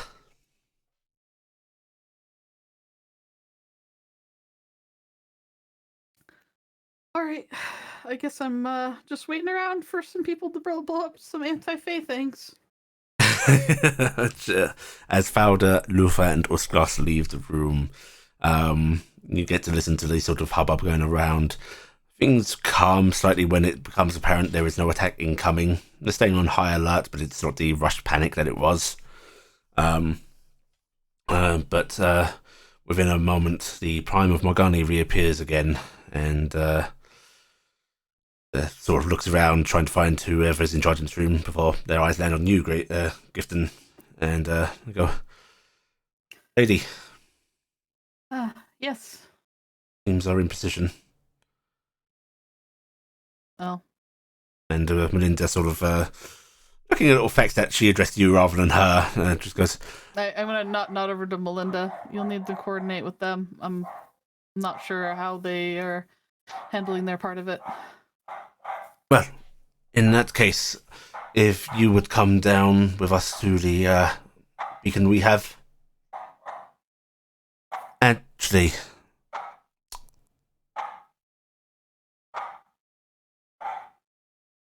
Mr. Adalas, Mr. Mask. Yes. You are well-minded individuals, and one of you is magically capable. If you would assist with this, I think we have neglected something. Someone needs to inform Morris of what's about to happen. Lady Greystill, Telday, if you would go with your new companion and do this for me. Yeah, we'll do it. What do Carrick and I need to do? Be double-checking eyes and ears. Some things you knew Shaxton well. Maybe you can help get through to him a little bit. Make sure there's nothing we've missed. I can try. We can ever do is try. Wow. And Sidril. Yes. How is her heaven? We're barred from it. I think we are technically fallen, just not severed. Seems to have cast us out. Not to dig in a sore topic, but would she have been able to create more servitude host of angels with her powers? She's a god. I don't see why not. But with the amount of power that she's put into this blow, maybe not. I don't know. I'm gonna not give the Prime a hug, but give kind of that reassuring like arm back a little bit. We will do anything to. So maybe if you're Bard, that's somehow kind of a kindness right now. Kindness indeed. So I know it must. This be is what really she hard would on have you. wished for us to do, right? I think so. So No, it must be. Mm. You can come with us, or you can go back to your brethren. I know will if- not step foot into the Feywild. I'm sorry. I smile. Yeah, it's probably not a good idea. You know, have to invite. It's only polite. Our broken heaven's always open to you, Sidril. She looks conflicted. She's a creature that has had, well, millennia of her mother's hate of that place drummed into her, and yet revelations of what that place actually is and what's happening now. You can clearly see she's a troubled individual, but she just bows her head to you and sort of looks towards Carrick and Corvus and goes, "She'll accompany them to coordinate." Of course. And I will go in with You want to head to the park? go see Morris. Widow Dingus now. Dingus does go whittle again, yep. And he sort of jumps into your arms and you get these sort of flashes of, "Mummy, I do good. I do good. Do best. I do good. best. Yes. Took them home. Yep. Good job. Couldn't come here. Took them home." Uh-huh. Mm-hmm. Right, and you are able to walk to the garden. Carrick and Corvus. yes. Gentle and Echo as well, I guess. Yes, Lady Gentle and Echo will go with you. I'm going to. Lady Gentle is basically all that armament just left in that room. She actually does inform, Melinda of what they are. We would have Yeah. told them. Yeah, Melinda is just constantly irritated by our existence. yeah. She truly appreciates the help, but also the fuck, guys. She doesn't Everyone goes appreciate how fucking. we just brandish this shit so wildly. Uh-huh. I mean, if we were actually properly doing military shit, she'd kill us. Oh, did I mention I have an annihilation sphere? Yes, Carrick and Corvus, along with Lady Gentle, you are taken down into the lower research labs, which is where Usglas and the others have gone as well. Not exactly in the same room. This has been separated off research-wise. But when down there, sort of going through the corridors, you do actually see Lamental at one point. They just give you a acknowledging nod and goes, "You prepared for everything?" Bye. Yes. Yes. Prepared as me. What has happened does not change our circumstance or deals, does it not? No, Oh, everything's still going to plan. I misunderstand who is asking. Lamental, yeah. Yeah, I So, thought that was Sigdril asking. You could always say that we have a very, very limited timeline right now. yeah, we are moving a quicker very- on this. Quick time. Yes. My brethren are almost here. We're prepared.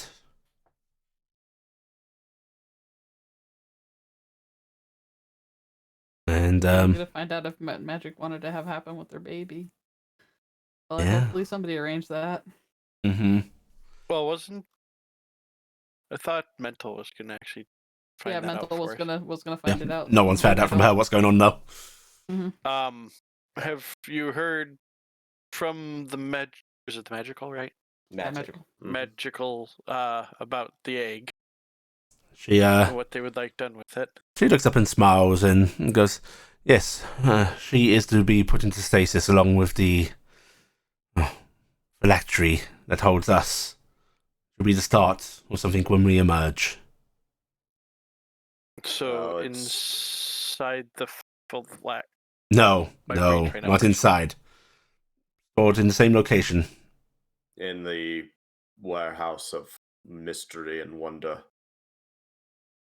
Don't know if we've actually said we're putting. I don't know if there's been talk about putting that in the vault. There has not Well, been any solid discussion on where this phylactery will remain. Yeah. Mhm. We told that the egg is being held at stasis at that spot. Well, yeah, 'cause we found it there. The Yeah. egg is currently in Furamir because I left it Mhm. there. So Okay. it's not in the vault right now because I Yeah, considered it a living being and I wasn't going to put it back in the Right. vault. We discussed that we found it in the vault. Yeah. Currently, the emotional is going to manifest herself. The magical has requested should be given a form to use. What I'm working on right now.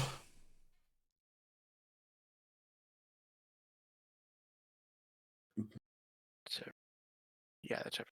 That's everybody. Emotional Ah. and magical. Yep. And What about Spiri the- needs a body, or Spiri already have a body? Barry's manifestation. Barry gave us the ever so clear things of I'm taking care of that. He's kind of everywhere, isn't he?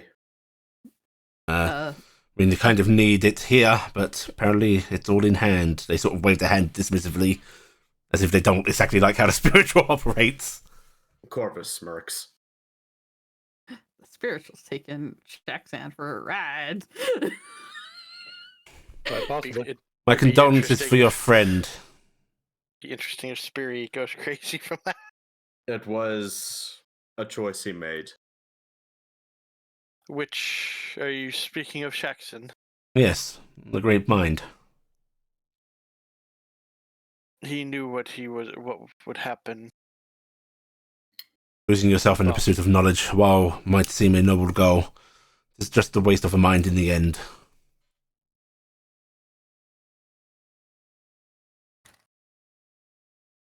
True logic at its best, right there. Yep.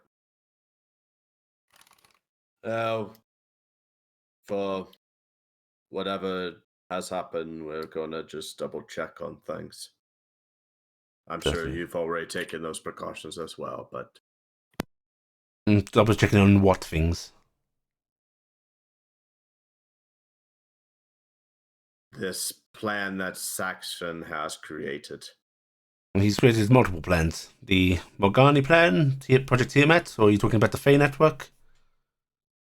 I Again, We believe the were- Fey sad Network- loss of a mind. Oh, the Fey Network? No, I have not checked. It is less important. Well, it's going to be important because it's going to allow you to accomplish your goals in a timely fashion without the effects of what's going on outside. Oh. See? A lesson in always looking to the simpler minds to come up with a good solution. Sometimes we miss it. Oh, I'm a super mind. Yay. We've had limited dealings with time, but we understand some of its nuances. Good luck to you. And yeah, to you as well. They return to their work, which, yes, they do seem to be constructing a body.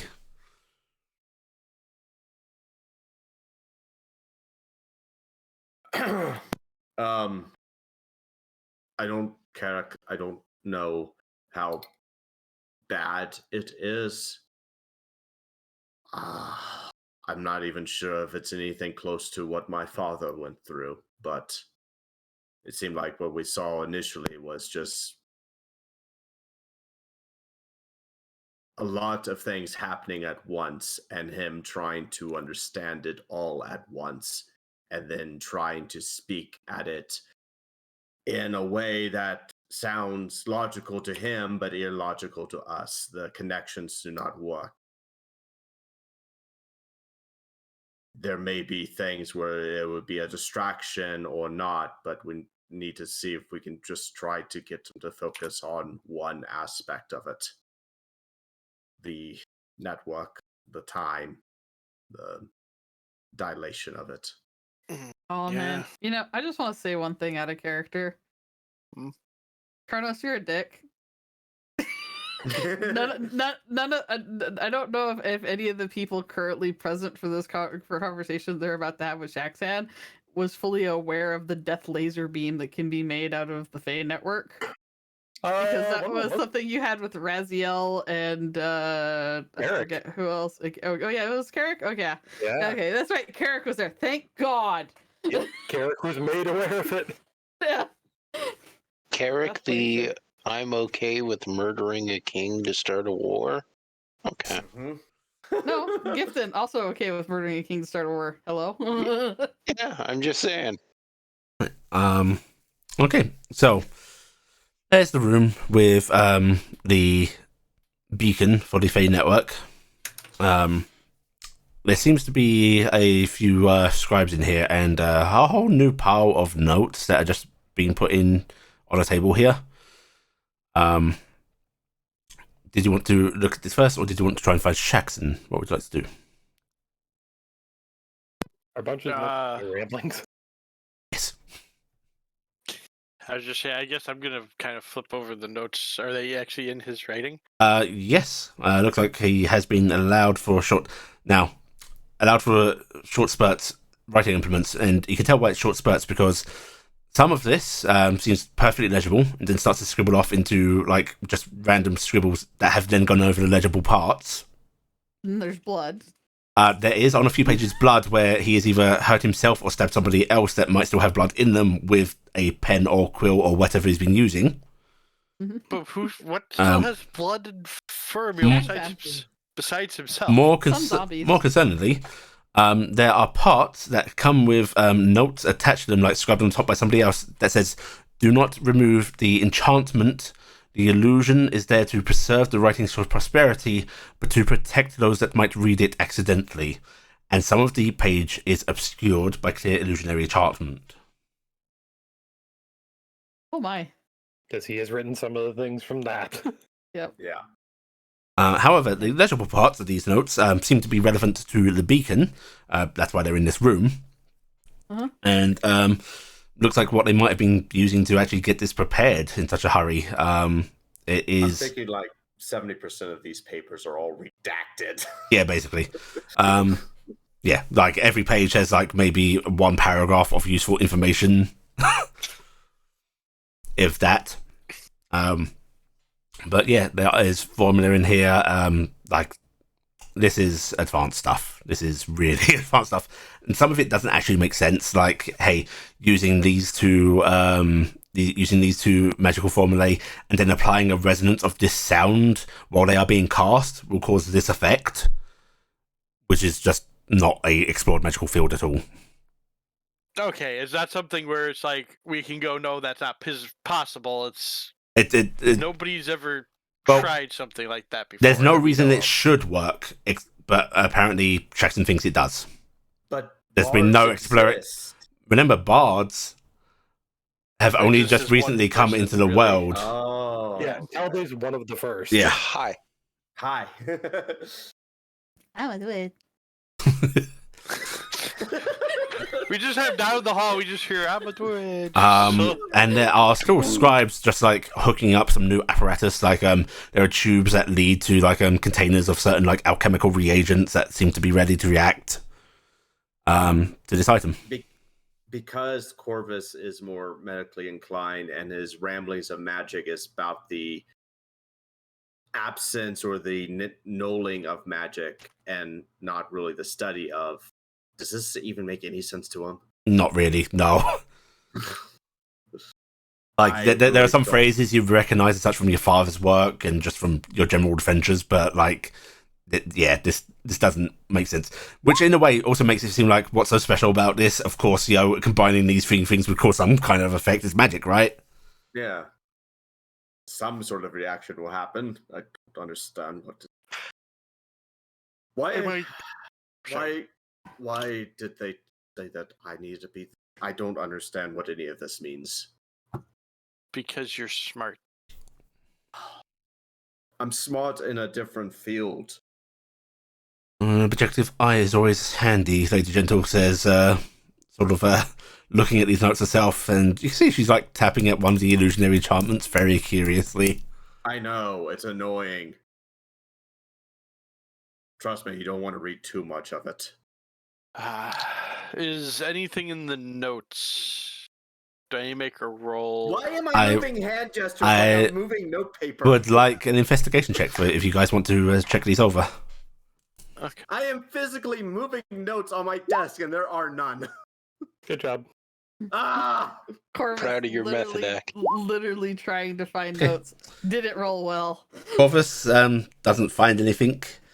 Carrick, there is a very concerning scribbling on one of these pages, which is, "Don't let me do it."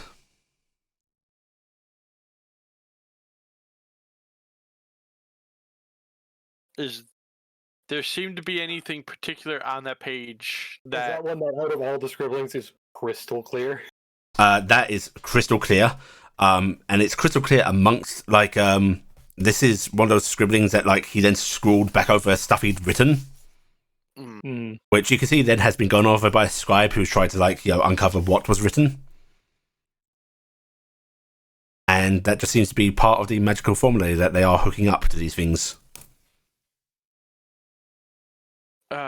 where is Shex? And I asked to one of the people in here. One of the scribes looks up at you and goes, "Oh, he's in a safe room down the hallway.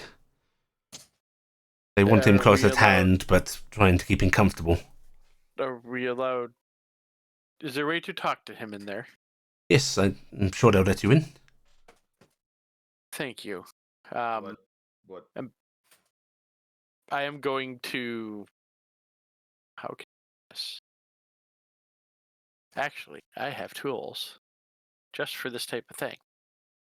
Because I'm pretty sure they will not let me walk out with any of this. I have calligraphy. A couple things to copy it, right? Hmm? You're using your crystal to copy it, or what? No, because the crystal doesn't work. I actually want a physical copy of it. That would take you time to copy all of that. Also, you assume they No, wouldn't no, let I you only walk want out a with copy this. of that You one are sheet. down in the research labs. You might be allowed to Okay. walk around in here with them. Am I allowed to take one of these pages with me to go see him? Yes, just don't take it up top, please. I will not. Thank you. I'm going to grab the one that says the let crystal me. clear. Don't let me do this. Mhm. Top. What do you Outside of the research Yes. areas. Don't leave the labs with them. So who's with us again? I know it's me, Corvus, Echo, Lady Gentle. And the Prime of Morgani is with you as well. Is that a he or a she? I can't remember. Drill. Right Here it is. now, it is a she. Rachel was a girl last time, Yeah. yeah. That's what I thought. Because But you talked to her at the angel meeting. Yeah, I used it right now. It's a she because that's important. But yeah, Yeah. I'm going to start Back, walking. I'm back going to in 10,000 years ago, it wasn't. kind of motion as I walk out. The others. yes. I found this. And I was going to go see what I could find from Shaxton about it. I'm going to point Don't out let the... this. Yeah.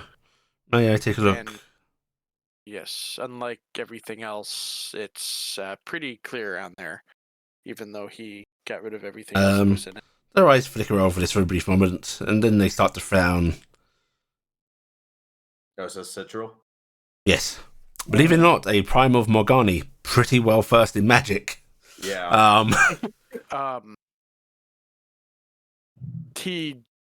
Because it wasn't even just the death laser. You'd mentioned to Carrick a couple other things. Yeah, you could say that he knew that he was capable of harnessing that energy for something other than just releasing it safely. There. This is knowledge that your kind shouldn't have. That's a. Oh, is it written in Nokian? No, it's not in Enochian. okay. She's talking about just the magical properties listed here. Oh, yes. That is part of why he is insane. The application of sonic resonance and song to magical nature is forbidden. Again, a lot of this is he knows a lot more, but he also, when he was saying, mentioned that there were other things he could do with this network besides release it. We Like a death toll. Like literal one. Yeah, I think the one he spoke to me about was kind of like a beam.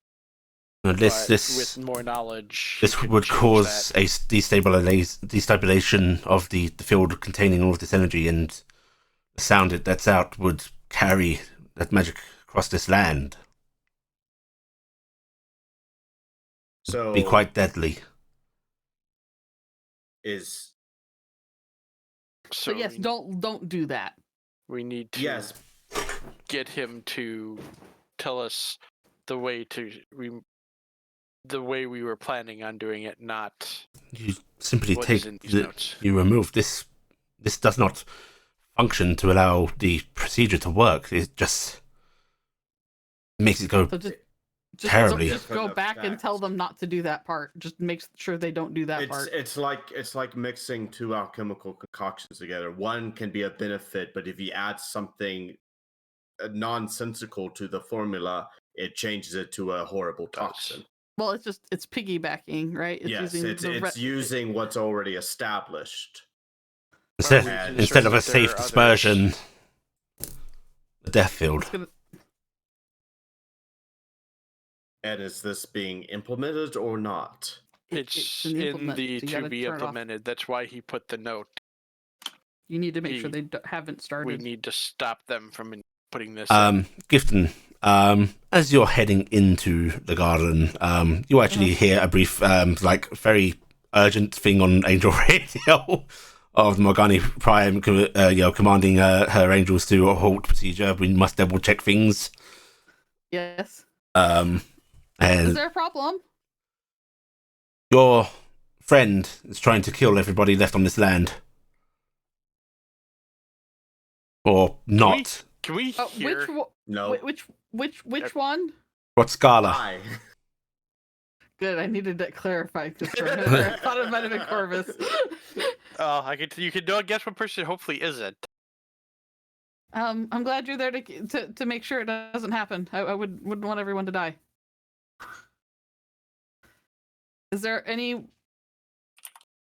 We can't just brute force break those beacons. The plan can go ahead just fine. We just need to remove an element he had introduced. All right. I'm gonna hit my radio, on my hip and go. The Prime of Morgani just informed me that the information from Shaxan has a nasty trap in it. Don't implement that. Make sure that doesn't get implemented. Who's that radio to? Everybody in the party. Oh, cool. Except so nobody who's anywhere near what can do. Yeah. Well, it's technically you and Corvus are in that. with. I guess Gifton might not make that quite direct connection because she left and then you guys wandered down. I don't know that. But are there any Faramir guards near me? Yeah, I'll say you have a general escort at most times while the city's on alert like this. Can you get a hold of Valda? Yes, ma'am.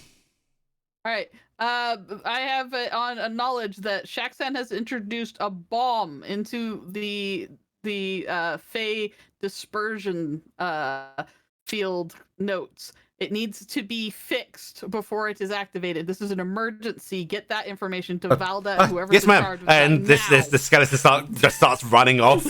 I am going to hit a button because I don't remember the range. So 500. We've spent a lot of time in here. Yes. If you're asking whether you know the layout to safely teleport, yes, you can. Would I be able to teleport someplace I know that I can actually yell at somebody? Yes. Yes. If you want to do it safely, with like space he knows not going to be occupied, you know that Otto has an office in the council chambers that he doesn't tend to use. Okay. How many points? Aren't you down in the labs though? Can't you just yell at the lab people? I mean, Fowler's down here. Oh, Valda's. Oh yeah, we walked. I'm gonna rush back. You're to down in the I forgot labs. I forgot she was with the mental. I'm gonna. You guys rush are on. closer to the solution Yes. than I am. Triple move, go. Poor God, that's just been sent running. Alright. Yeah, you can. I mean, it's what I do. I Yeah. don't know. You can easily get to Fowler. We need to stop the operation right now. One moment, I have an emergency message. Shaxton put in a kill all in it, but I found a note about it, so get Right. stop. Okay. She actually raises her finger up to her own head and seems to communicate maybe with somebody up in the command room, and the word will go out. So both with the angels and the actual mages being informed of this. And the skeleton running. Within a minute, Fowler just sort of nods to you, Karen, goes, "Right, everyone's on standby." Okay. So what is this about?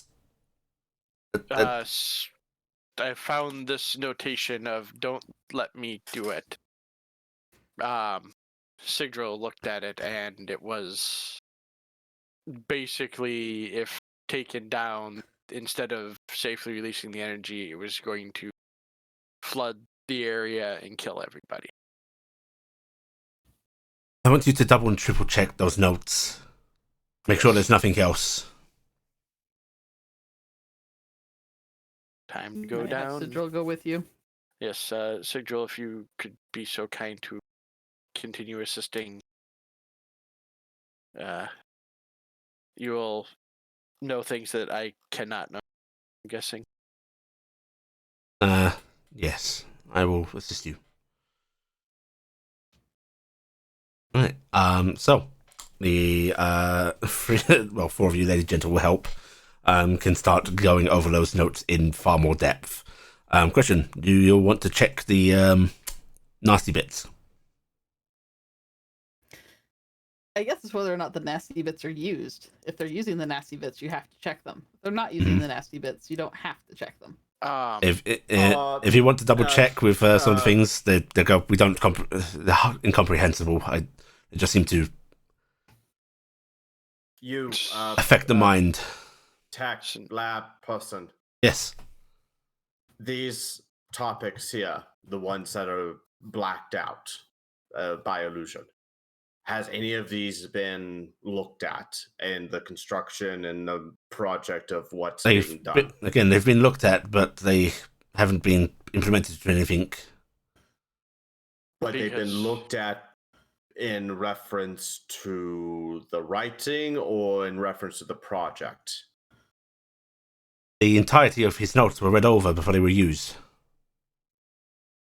And was it understood of what they were being discussed in? Lady Fowler just said for none of us to look at these. Can't Corvus just see through it anyway with True Sight? Because it's just an illusion, right? No, we already know what's under there. Yeah. But it's the crazy talk. Do you want to actually read them, Corvus? Let me look through them. I'm saying Corvus can just read them if that's what he's worried about, but clearly Valda blocked it out to protect other minds, so the other texts haven't read it. I mean, in theory, last time something like this was read by him, he got paralyzed. Yeah, I'm just saying, the problem that I'm having with these is that if he, in his ramblings, wrote something that refers to this project that wasn't taken into consideration. So all I know is that Lady Fowler said for us not to read these, and as far as I'm aware, none of these writing. As far as I'm aware, they don't know what is written there because they were told not to read what was written there. I'm going to have to read through these just to make sure that there's no reference to what's being done at this stage. Okay. All right. Oh, some depressing text gets read by you. Right, Corvus. Yay. There's quite a few pages of this, but I'm just going to ask for one wisdom saving throw, please. Alrighty. Let's see you roll a 1 again. Okay. I'm going to fate that up. You're going to fate just that as up? Precaution. So I roll a d10 and add that to his roll. Can you fade again? I can fade after a short rest. 5, that is. We haven't had a rest though. Oh wait, Since- we did We for did. Cassie. Yeah. That's right. For some reason, 5 I thought is you faded us exactly for what you Cassie. needed. One less, and this would have been bad. Okay. Yeah. Corvus. You sort of know what to expect this time. It's still unpleasant to read. Still plays on your mind. At certain points, you think you hear whispers, Shut up. but Help! No. reading over this, what this does seem to be is Shackton is recounting a life, like a very specific individual's life in the end days. It seems to have nothing to do with what else is written on here. It's just a single individual soul and their harrowing experience. As far as you can tell, this has nothing to do with any of the work on here. And after the excruciating time of going through this, the Corvus's arm is flexing, that weird metal in his arm bulging in random places. He's gone crazy. Somebody hold him down. Occasionally, he will twitch or say something, and then when he finishes, it's like, "It's better safe than sorry. There was nothing to do with what's the project." Okay, but that will come towards the end of your guys' reading, which we will come to in a second. For now, we are heading over to the garden. Gifton Time. and Telde and Argy, you are able to gain access to Morris's garden. Stepping through, moving into the Feywild here. You see this sort of, that wide, empty expanse of field again. And in the middle of it, constructing what appears to be some gallows, is Morris. Morris. That's dark. There is a thunk of a hammer hitting something fleshy, a curse from Morris, and then he stands up and goes, "Oh, hello!" Oh, are you planning to just hang around without anybody? Yes, you've got it. I mean, I can certainly set up more if you wish to join me, but I'm not allowed yet. allowances, I know. Maybe you can have me a fancy little swing, and I'll swing with you. Oh, that would be lovely. I will add that to the design. Yes. It's wonderful to see you all again. Wait, Yes, I don't know you. Oh, this is RG people. Thal. RG, this Illyria. is yeah. Oh, Illyria? Illyria. Illyria. Oh, that's right. Yeah, I guess she did change. Yeah.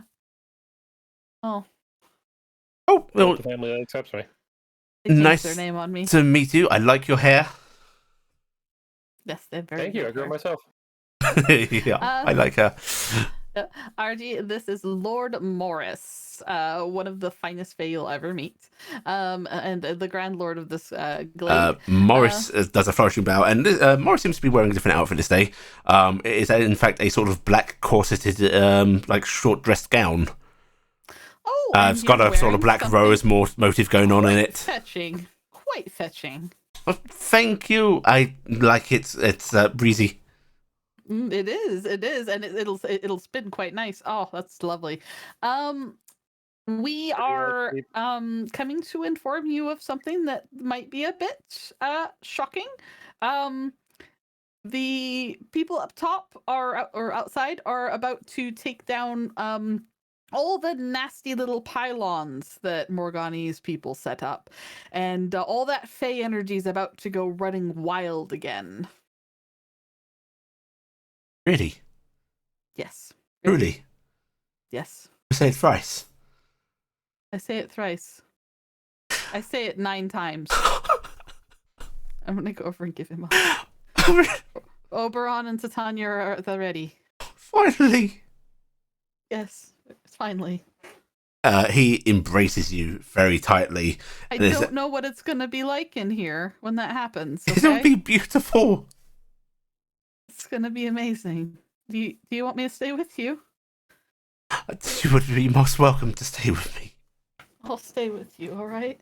When this is done, we must get Lord Oberon and Titania to help.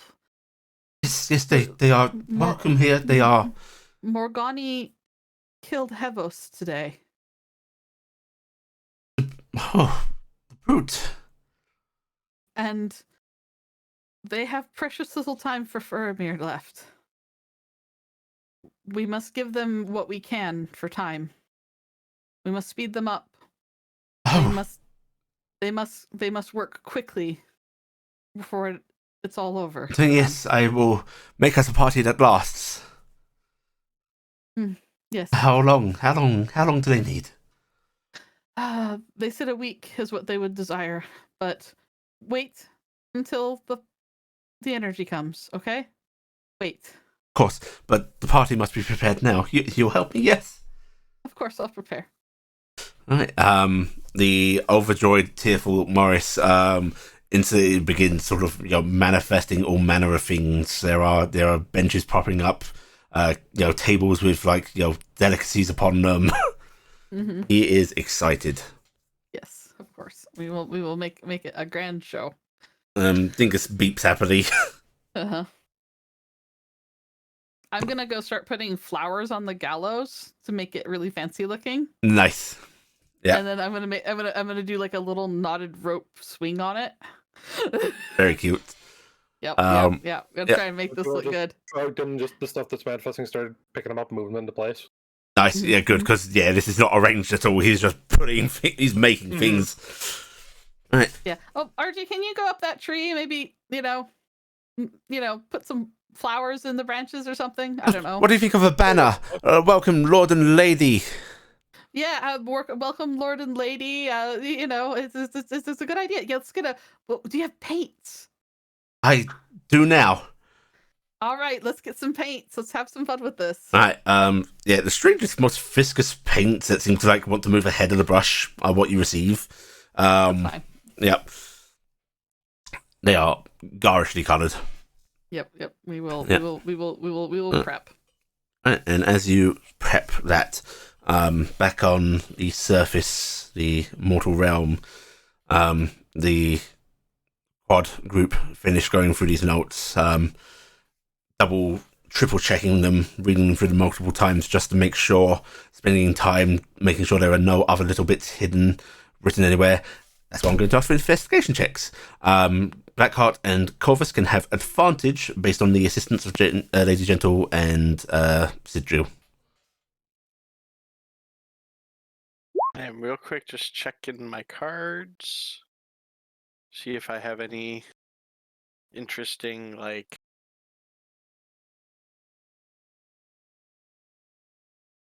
that is, if I'm, there we go.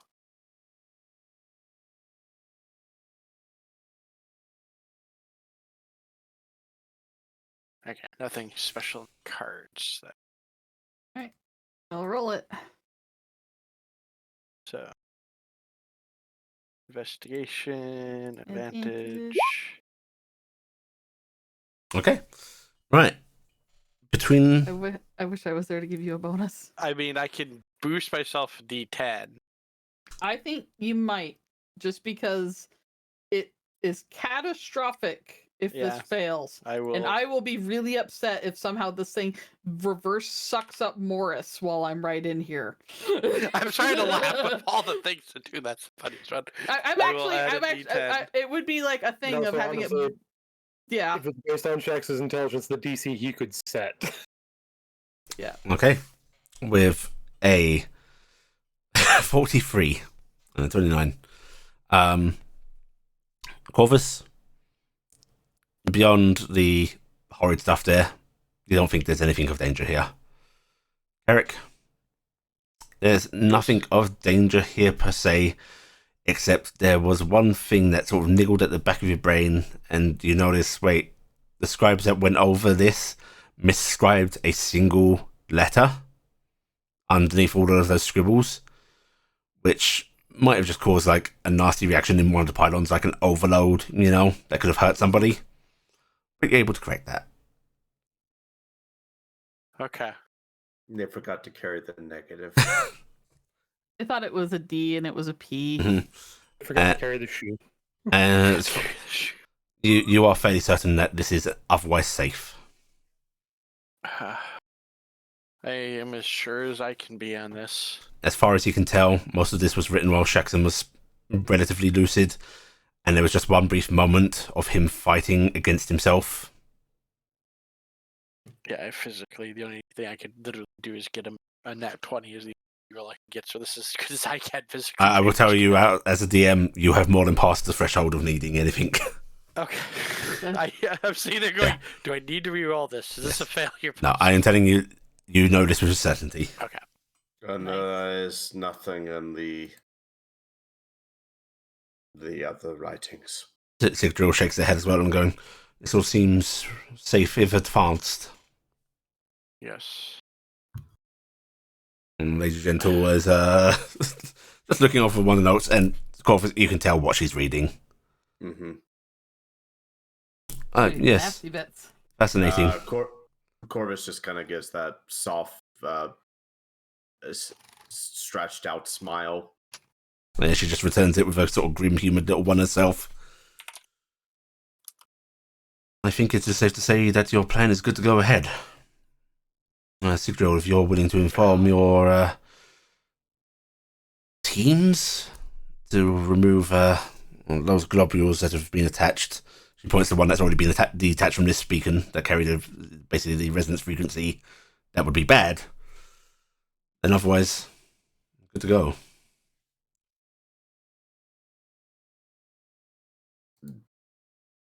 Sigdrill just sort of glances at the other two of you as if looking for more affirmation. I'm going to nod. This is the safest thing we can do. Right. There's a moment where she closes her eyes, clearly talking over Angel Radio, as word is relayed. I'm going to actually run on up and do the same to Pasta Valda. Mm-hmm. In that case, mind if I am there as it is disabled? Absolutely. Keep an eye out for us. I don't know if there's anything that will come because of this. Laura excuses herself from Usglas, who is really enjoying herself, actually. Man, Usglas probably has wanted this forever. Mm-hmm. And Usglas actually, Carrick, give me a insight check, if you would please. Yay, something I get bonuses on. I will take that Wow. bonus. Yeah, okay. Yeah, fun. She is very excitedly talking to some of the researchers down here. Yeah, as she's going through things. And every now and then it sort of rambles off on things, and she's dropping like little bits of knowledge. Nothing particularly deadly or dangerous as far as you're concerned, but you can see that fascination is very, very severe from a few of the researchers, like almost fanatically so. Like, here comes a lady that has just dropped stuff that is far ahead of anything that this city of magical wonders has approached. Mm-hmm. Yeah. And she's acting like it is nothing in particular. Yeah. And Usglas is just happy to have people talking on her level. you have seen enough people in your career as an adventurer, enough people that have gotten carried away with things, enough people that have become deranged, enough people that have just gone too far, that you could see how this could easily lead to a devotion and fanaticism towards an individual that isn't dangerous. It's not there right now.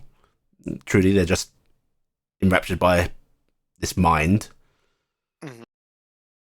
But it's just that little warning at the back of your head of this could be bad. There could be Am some I getting fanboys. that from Valda? No. Okay. I am. Valda's like, Usglas is a lot. Folder, if anything, seems wary. I'm. Is Valda Who's around Valder right Luther is keeping. Luther is there, but he is staying with Usglas and the researchers. Volder's coming with you on her own. Okay. When we get out of easy earshot, I'm just gonna pass on what I'm seeing to Volta just so. She just looks at you and goes, "You notice it too, do you? Yes. How easy people are wooed by things giving them knowledge rather than discovering it themselves." Yes, and knowledge that she has is stuff that I don't know how discovery would even happen in some cases. She doesn't seem to be giving anything dangerous that just I don't think she'll be allowed free reign here once this is complete. unfortunate. Best. She has another half, right? Was that another half? Mhm. Out of- Yes. I don't know about another half. Say, I However you wish to term understand- it, another of her. Yes, the Quite more ordered of mind. actually wasn't Valda with us when she showed Yeah, up? Valda was there with She us. she Yeah. is talking this out with you. Okay, I'm just making sure that Valda was there that Yeah. night. That's the only encounter I've had because I didn't see her at the other. Did I? Mm-mm. I did. Yeah. That is the only encounter I've had, but she seemed far more completely there than this one does. Okay. Well, let's not dwell on this matter. Let's do something Yes. good. Yes. I could not. I found one thing in all of the notes, and it was just Mistransposed letter. Transposed letter. wrong letter written by the scribes, so everything should be good to go. Sloppy. Sloppy. Well, there was only one, so I With suppose I the should be Russian allowed stuff. that. yes, with the rush, it's understandable, but that's always. It's not like we're putting the entire lifeline of the country on. Here is it. Depending upon what could happen, even it could even be up to the world. You don't want this like back feeding to her to give her more power. With that, you walk into the research lab where the beacon is kept. Valda actually moves up to what is one of like many little pieces of apparatus here and flicks it on. And apparently, this is just a communication device to the rest of the teams out there. That none of you were, aware of, and of course the Arcane Angel doesn't recognise because this is going beyond the Arcana they sort of handle. Yeah. Well, that's convenient. Huh. Satriel frowns a little bit, and Valda just goes, "Alright, all teams checked in. Do you have yourselves prepared? The nasty apparatus removed?" And you just hear a bunch of different voices coming in with affirmatives and so on.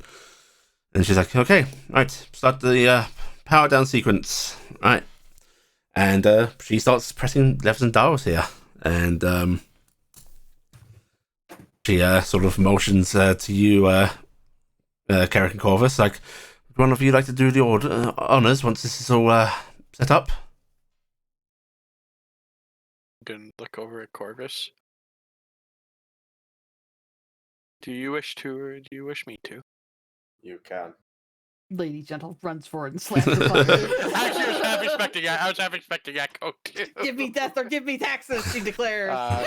Carrick will come over and Actually, no, you know what? Echo is there. She does put her hand up.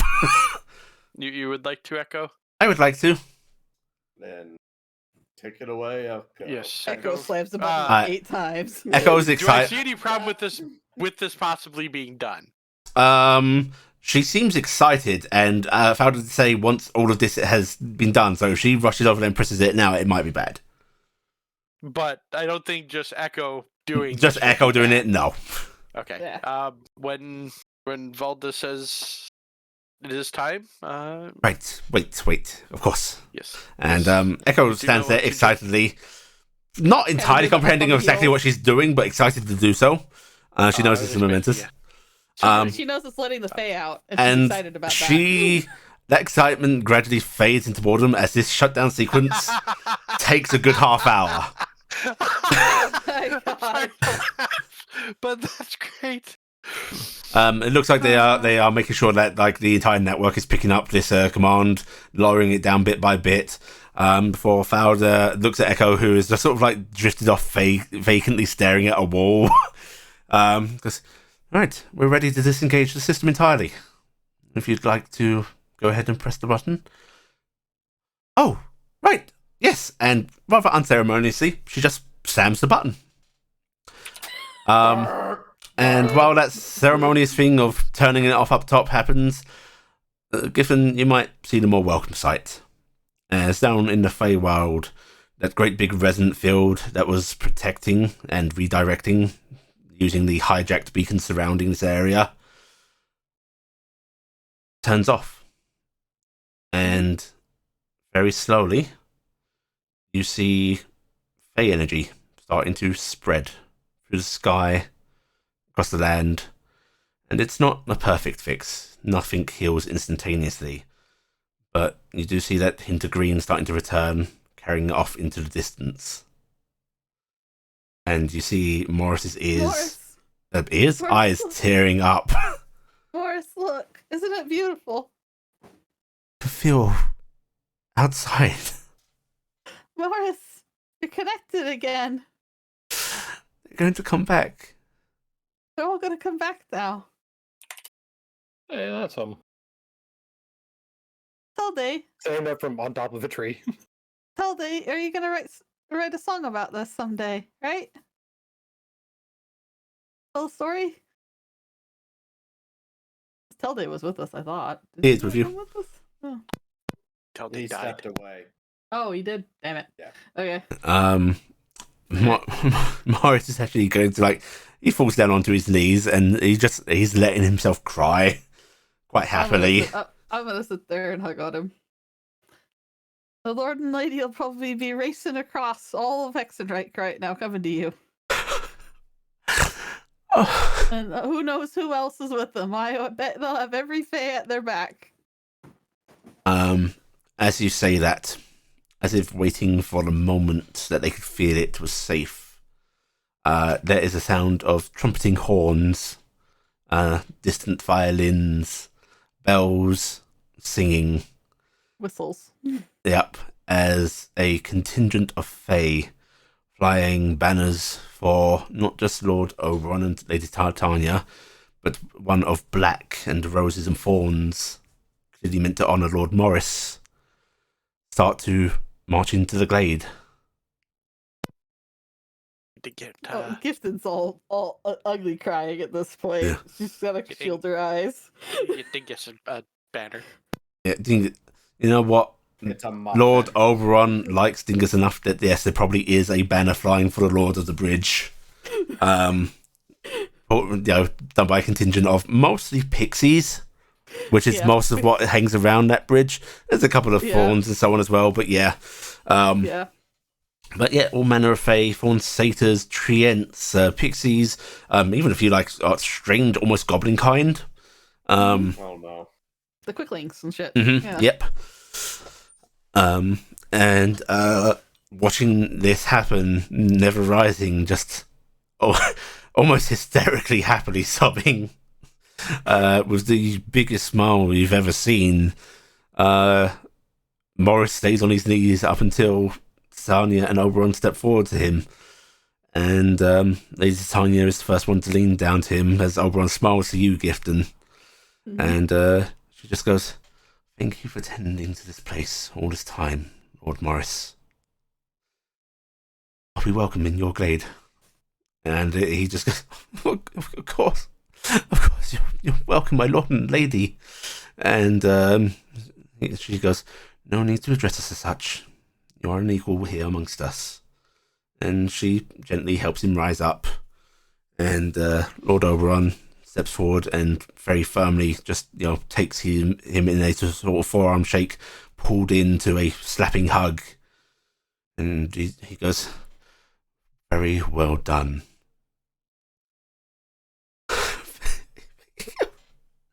And Oberon, there's a brief look of like, I don't know how to handle this, which thankfully Titania steps in, and she just smiles at you, Gifton, as she takes Morris aside, very gently holding him, leaving Oberon to come up to you. Gifton's trying to collect herself because that was kind of an emotional moment. Oh, Great Lord Oberon, I'm honored. Dear Lady Greysteel.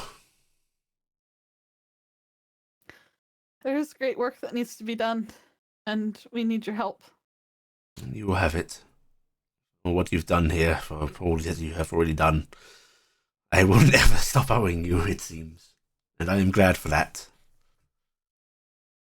The people of Faramir, I can only give them maybe a day, and they have more than a week's worth of work. Is there any way the Fae can help with that? He looks around and just slowly nods and goes, I would not give too much, for I want to transfer this land to flourish and recover, but a week or two that you can have quite easily. Good. They need it for... Morgani killed Hevos this day. And I have no time left to spare. He looks vaguely distant, and he just very quietly mumbles, I think Michael would have wept for that. Not Michael, fucking Gabriel. I think Gabriel would have wept for that. I think he would have. I shan't. He died for his daughter. I'm just gonna take this opportunity to just finally land out of the tree. He slowly tilts his head and goes, You are familiar somehow. Well, RG, this is the Great Lord Oberon. We have met. Not quite, though. You'll forgive me, I have not been myself. It's okay. I was mostly coming down to apologize for the whole attempting to punch you thing. You had... no. Did she lose her horse's ass? I'm not that one. I'm one of the other ones. That was Cassie that tried to punch you that way. Oh, you're the other one that tried to... Of course. Yeah. There's a couple of them. Too many of us. Hard to keep track. Cassie was taken by the darkness beneath the empty. The dark essence of what used to be her Nephilim half tore her down and pulled her away. You have done this amongst great sorrow. Yes, we have no time. Yggdrasil burns. Or burned. Burned today. That I know of. The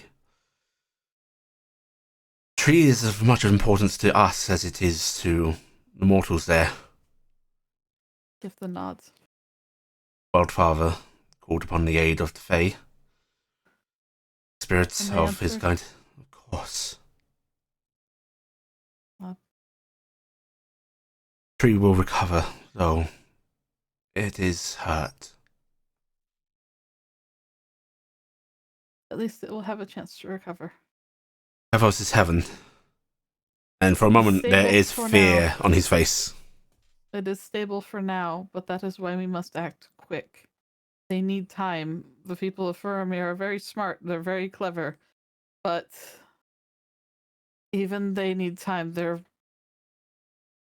They can only do so much, so we must speed them up. We must. I don't know how, but I think the lighthouses, the beacons in here, ones that appeared. What? He actually seems to struggle for a moment. The towers, the shining light. Yeah, the big light towers. Yeah. What about them in here? I think they're important to this somehow. I don't know how to make more of them.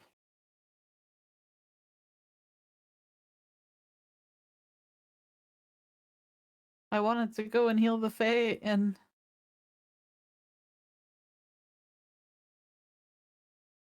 Eunice Aflac, but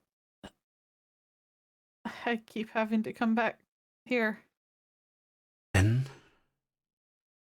if I grant, not if, when I grant the time for the city above, would you come?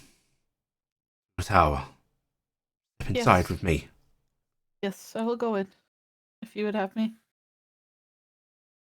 Of course.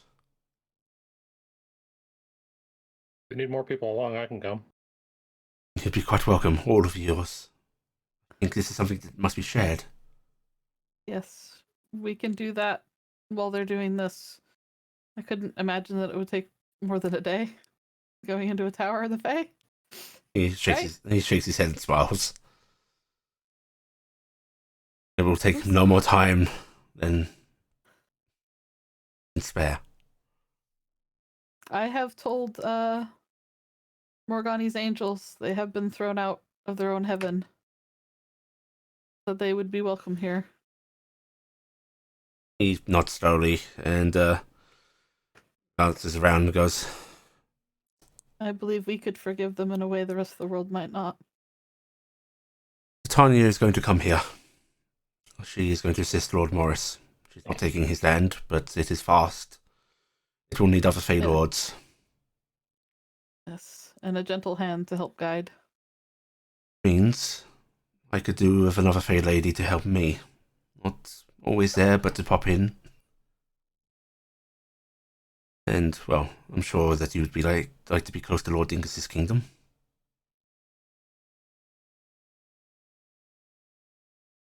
Would you be willing? Looks a little startled at this conversation. Isn't there already another Fey lady though? She's at Eunice, right? There is no one that would not be glad to see you join us. I think he's saying he wants another on the continent. I need a new Barassian Fey Lady. Would you become Lady Gifton of the Tower?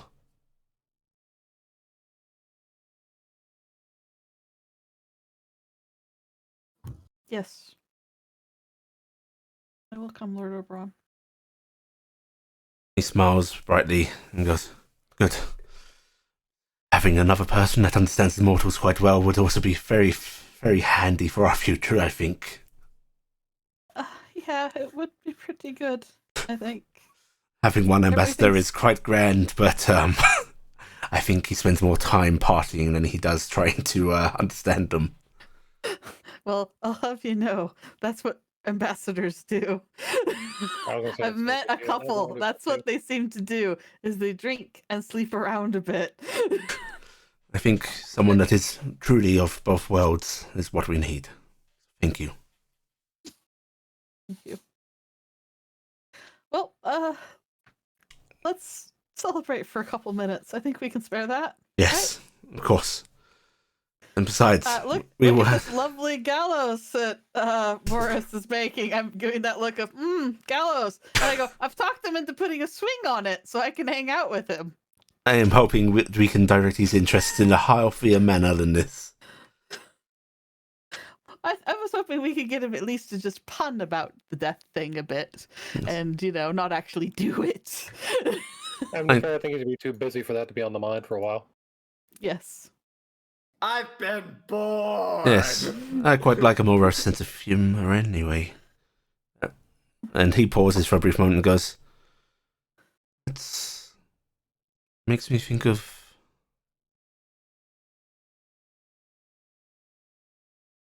Raziel." Oh, he went with Dingus to go see you and Titania. Did he get to you? He stayed behind and left through a different avenue. Out of character, he did say he had to go Gather his Gather people. Gather his Yeah. things, his people and his things. He just asked for passage. Oh. Do you remember him? I do. Okay, well, you have to be nice to him because you've been really, really teasing him for a bit. I'm always nice. He says that with a wry smile. It's tinged with a bit of sadness. I smile and wink at him. Now, Gifton, you'll have to punish him. And I'll have you know, knowing me is the biggest punishment that poor boy's ever had. I am going to prepare for time displacement. All right. I don't actually know how that works. And I don't actually know if I want to be here when it happens. I like to have the years of my life that I have. And we'll make sure that you are outside the field when it happens. The whole city, you say? Yes? The whole city. Mm-hmm. And if you would please... Or at the very least, their labs. I'm not sure how that would work. I think you could freely visit and talk to them now, And this right? is what I was going to ask. If you would please kindly escort me. I'm sure that your accompaniment will mean I am welcome. Better. I've taken scarier things into their soil. I wink. And he smiles for sort of glancing back and going, The great My Lord love. Oberon is downright tame compared to Lord Dingus of the Bridge. My love, So they're in between just having little cakes and go, I mean, you let me in. please hold a dance with Lord Morris in my stead. I will return shortly. And Tanya sort of smiles over at him for taking Lord Morris's in, both hands clutching his, and the music kicks up once more as the Fey Revelry begins. All right, I'm gonna take Oberon's arm and nod to RG and have they tell day All that. and say, shall we? May as well. Yes, Walk up I with a suppose. handful of the little cakes. Yep. Right, you are able to walk down the path and back to the surface world, the mortal realm. Back in the research lab, there's no real visible sign that this has worked. Their power readings are coming up with Jarvis is 0. clapping his hands. I like to think that the alarm's going off next to the next big thing. Founders just actually sort of relaying with a few mages of like we need to do a translocation to the Fey realm to see if it's actually possible. And there is a little grimness to this because before that would have been a death sentence. Uh-huh. And clearly they have gotten a couple of people that are just willing to volunteer to do so. Uh-huh. And you can hear her basically wishing them luck and so on. Doesn't our radio cross? Or did she not cross when we radioed previously? I hadn't crossed before we Okay. radioed. Yeah. I was just making sure Because I radioed with you when I was on the way to the park, and then I haven't radioed with you since. Yeah. That's fine. I was just saying, if we could radio while you're in the Fae, this would be far. We don't need to send people in. Yeah, trust me, if I had a planar radio, we'd be doing an amazing thing right now. Well, we know what our next invention is. And there is a pause as they affirm their attempts beginning. And as she's waiting for it very tensely, and then jumps as yes, an alarm goes off for Fey intrusion within the city. Which confuses her for a brief moment because this is not within the order of things she expected as a. It's also a really old alarm. Nobody's heard in a really long time. An old-fashioned horn. Wait, what? And she goes, "What?" Before she. What is that alarm? Fey presence in the city.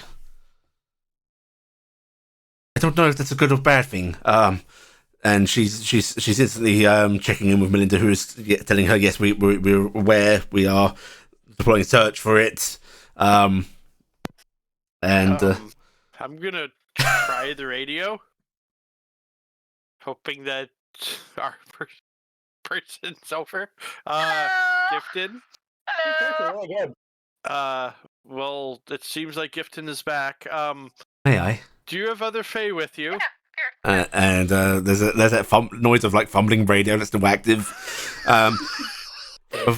Before you hear the familiar voice of Lord Oberon just saying, "This is the pretty boy, isn't it?" Yes. Hello again, Lord Oberon. I could tell your voice anywhere. Are don't you think with that is a somebody good important? Yes, we are with one. Actually, there's a couple. No, there's only He's one. talking Okay, about your I'm here wife, not too. about who you're in close vicinity with. Wow. Yes, there are some here. Would you please ask them my most gracious begging to set foot in their city as a welcome visitor? Lord Oberon is begging his. I'm gonna basically say what he just said because my brain did not work properly as a player. Uh-huh. The character would have understood it, but the players. He made it. That must have been his work. Yes. And she's actually sort of ignoring you and going back to the radio, where you actually start to hear affirmations of the translocation teams returning safely. And also, there's a party going on down there. There's a party. Actually, unfortunately, the parts that they Somehow. entered are still rather barren because his face well still has to recover, Yeah. but they were able to.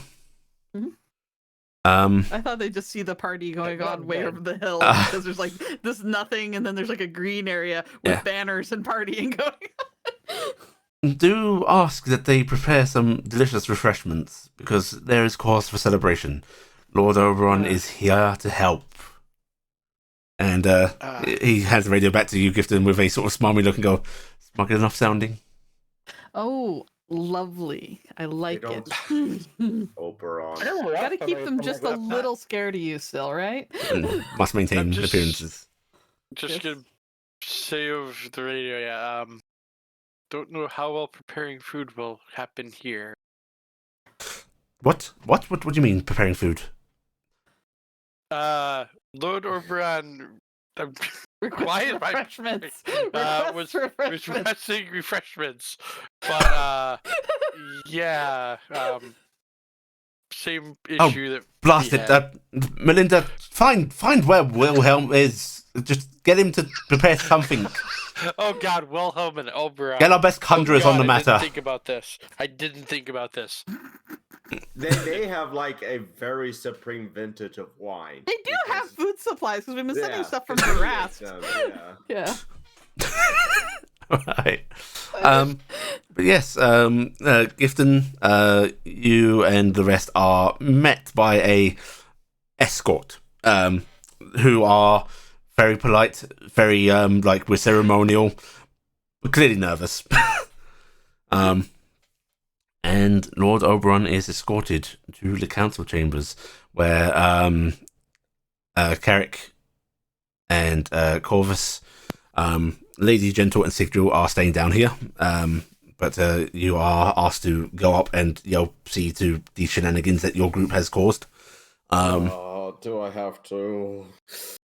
You can just be quiet in the corner as usual. Yes, I'm going to do that. And soon enough, you do see Wilhelm with a few high-tier mages conjuring like very nice food. There's a few import things brought in, and there is a nice. Gifton is gonna go through the food, casually send a few things off. She doesn't think they're good enough, and then This is definitely more sort of high society party looking than like a banquet. yeah. But Oberon seems pleased. He likes the little cakes. Offer Carrick a tiny cake. And Yeah. Sure. Thank you, Argy. Can't remember those time I ate something. And he looks to you, Carrick, as he enters and goes, "Ah, there's a beautiful face once more, and not so beautiful, but pleased to see you nonetheless." And he says to you, Corvus, I twitch. Echo waves. She's already munching on like a little horde of four. Echo was really excited to get to go to the Fae earlier. I pressed the button. Yeah, you did. She what? She pressed the button? She pressed the button that turned everything on.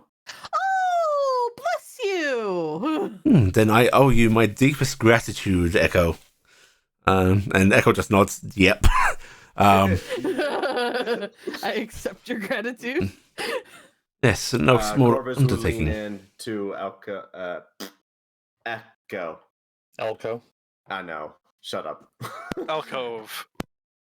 You know, you could milk that. He is the Lord of the Fae. She looks disgusted. I'm pretty sure you're not allowed to milk the Lord of the Fae. Why would I want Not- to do that to him? No, God, no. Okay. No, never mind. Doesn't even have big teats. I know what I said after I said it. Are you talking about Oberon's tits? That's not exactly the usual curse, is it? It's more my wife No, that gets that one. Yeah, usually we talk about for tits' sake, and that's usually about Titania. Since RJ hasn't been around, Gift is gonna start regarding Oberon's tits. What are you inciting, RG? Honestly, I am all. Only her being clueless, or if it's an act, because RJ hasn't met her before. We're actually getting a feel for her. Oh, what, Echo? Yeah. She seems genuinely confused by the turn of phrase. Corvus is going to resign. Okay. I am going to go to my corner and remain quiet. Can I come to the corner? Impressive. Yes. You got your own corner in Furamir? Can we bring a platter to the corner? They're really tasty. Yeah, we'll bring a plot. Does that have I a thought 20 this hat? room was rounder than that. It's What did you say, Archie? Is that one of those 20 hats?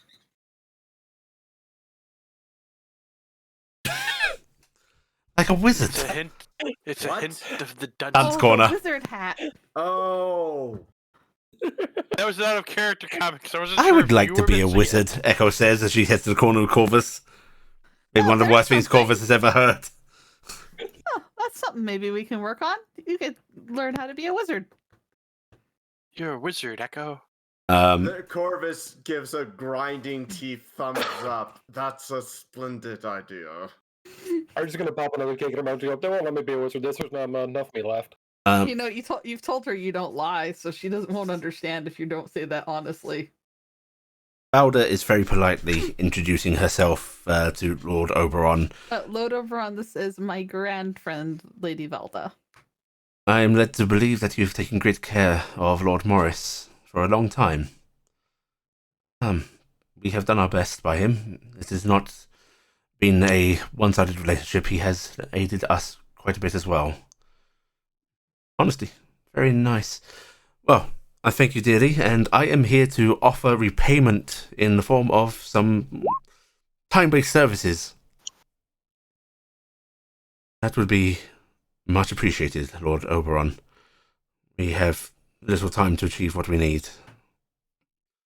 Right, well, may I walk the city walls, see just how big an area that I am finagling? How much of the space do you need, Valda? Will the whole city be best, or can we get by with less? We could get by with less, but I worry about what that does. Wouldn't walking through the barrier one side or the other be weird? Yeah, probably. That might be why it might be better to do the whole thing at once. Right, well then, if I could have a tour, please. Certainly. Now hold him on his right arm, because that's the appropriate side for you to stand on at all times while walking with Lord Oberon. Oh yes, must strict decorum. And he holds Very his arm strict out. Decorum. And Valda's looking at you, Gifton, as if you're not this sort. What's the game? That's right. I'm not this sort, so you know if I'm saying it, it might be true. Before she's about to take his arm when in the room walks Wilhelm with Lysel. Lysel, huh? Mm-hmm. And Lysel's always had that odd appearance. There's that vague sort of phantomy wraithiness to her. You know, sometimes you see that sort of skeletal structure. It shifts and passes over her pale skin. Sometimes just looking like a pale person. Other times, ooh, scary. Do you want a cake? Lysel just smiles at you, RG, is just says, afraid I don't eat. I mean, I don't either, but it's still good. She keeps up that polite smile and just shakes her head. And Wilhelm will go, I'll have one. And reaches over, grabs it, and almost for like comedic effect. Just dropping right through. Yep. And Go through and then hit the floor. And Lysol does chuckle a little bit as The Casper friendly ghosts. yeah, only with a skeleton. Scene. Yeah. Yeah. Gifton has to let Dingus go because he wants to eat the Yeah. floor cake. Dingus is gonna go eat the floor cake. Dingus also looks like he's pondering, is it polite to try and get inside of him? Yeah, there's a definite head tilt going on in there. If I could climb up in you. Yeah, and Hold up one of the cakes and wave it at Dingus. Dingus goes, ooh, which Wilhelm goes, "Ooh, may I? Oh, would you like to escort the great Lord Oberon your fine city? I was actually more thinking of feeding your drake, but I suppose I could do that. Oh, of course you can feed Dingus. And he's going to take another cake from you, RG, and he's like trying to get Dingus up on his shoulder, which Dingus starts to climb up him, and then like most of the party gets disconcerted, like beeps in their heads of like, oh, feels weird, I feel bone through cloth, not soft. I'm gonna give telepathy. Be polite. You can't help be bony. Be polite. Dingus very be nice. He won't feed you. Dingus very rapidly scrabbles up and does not look comfortable where he is sitting. Shoulder bone hard. Out an arm again. He's taking the cake and then he quickly goes over to RG, which Dingus sits on RG, and then it takes him like a good 10 seconds before his wings flare out and you get the beep of RG. And he tries to share his cake with you, like he's like shoving his muzzle against your mouth. Yep, she's like, yeah, wait, cake. The cake. Yeah. Yeah, frosting covered like, cake face. Too. And Lord Oberon is going to very, very deeply bow to Lysil and just goes, "You are beautiful." Thank you, I think. Lysil, this is the great Lord Oberon. Lord Oberon, this is Lysil, Lady of the City, founder of the city, semi-goddess of the undead. I look over like I'm allowed to say that. she just smiles a little bit at you, and goes, "Secret's hardly kept anymore, is it?" Yeah. A lot of those secrets are just spilling all over the place. If you would not mind accompanying me and Wilhelm, we will happily handle matters. Valda should be taking care of the arcane means down below. Valda looks a little relieved at that, and and Lord Oberon just nods a bit and goes, "It would be my pleasure to walk with you both." He then looks at you, Gifton, as if like, "Do you want to come along?" I'm gonna take his left arm and nod. He smiles, and the four of them will depart toward the city's walls. Those that are left behind. Actually, OG's gonna go with them too because You're gonna go with them? seen the dead city yet. Okay. Hasn't seen the dead city yet. She hasn't seen the city. Yeah. She's like, Yeah. wait a minute, tour. I'm guessing for how well she can just run straight up. She's gonna have a time of her life. Yep. You can head on out, and Fowler is going to look around at the sort of food that's been left out and is now not for Lord Oberon because he's just left. Just looks at the and goes, "Help yourselves in celebration, I suppose." Thank you. Don't worry, I'm loading my pockets now when I come back around this way. I'm gonna actually bring Merrick out. It is appreciated. Tilde says, not being able to eat food. About the also not. She gives you that Richter skull grin, Tilde, as if like she sympathises. And she's just going to take a seat at the table and goes, "Well, a new era. Reconnected with the greater Fireworld." A new era in many ways, it seems. Let us hope we all live to see it through. Bigger a speech for some of us, but you know what I mean. It is my plan and hope. Oh, a dead god.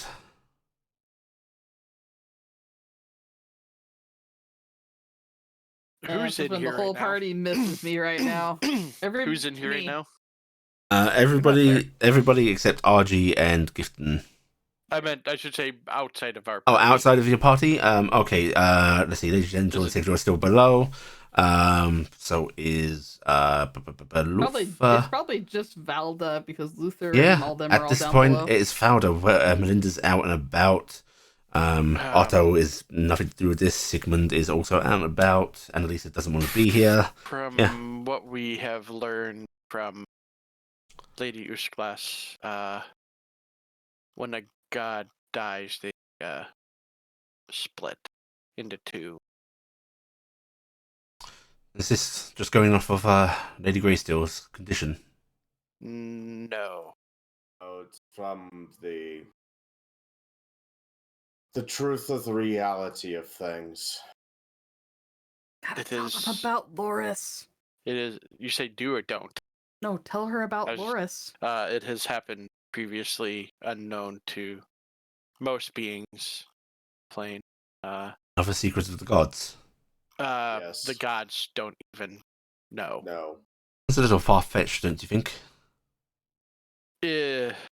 Have you ever wondered why there was a goddess of music and a god of the arts?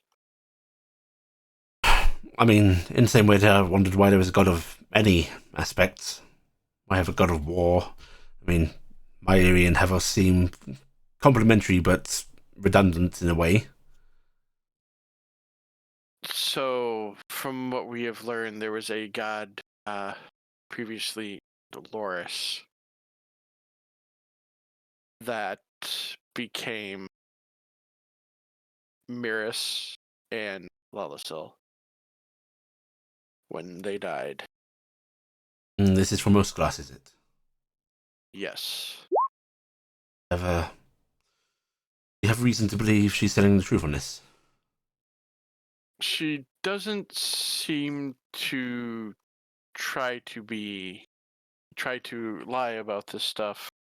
She believes it. She was working on ways to deal with each of them because when they do split, they are weaker individually than the previous god was by the power being split between them. And I did You know not how look this through their Loris was notes. split? They were killed. That part I did not question or look into yet. I was going to attempt to see some information in her notes at some point. And said Havos died by... His Hevos sacrificed himself. I am a little concerned that it might be something different in this way. That was my wondering, if being struck down and giving part of oneself is a different mechanism. Yes, but it also didn't 100% sound like it was an instantaneous, like, they killed the two new ones happen. Takes time. Yeah. Yes, so it may be time before we know, and They need hosts, like Lady Greysteel is for... I wish there was a better term that I could think of than the twins, but... unfortunate. We do not know more than that, Lady- unfortunately. And Gifton. Gosh, Lady Greystill. Gifton is... She is carrying the sparks of Lanasil. Was that? Yes. And that Lanasil split and now twins. It is a coincidence, I know, but it matches the information that we have. We unfortunately also do not know if the heavens are supposed to how the heavens all work. Part of that could have been because Yes, there would be other fallen heavens in this case, wouldn't there? Well, in the case of this, we know that the spark that became now the two was captured and hidden away. That could have caused the issue, or Ilan trying to catch it may have caused. We unfortunately we do not know exactly what happened back with Loris. Although a certain person may have memories.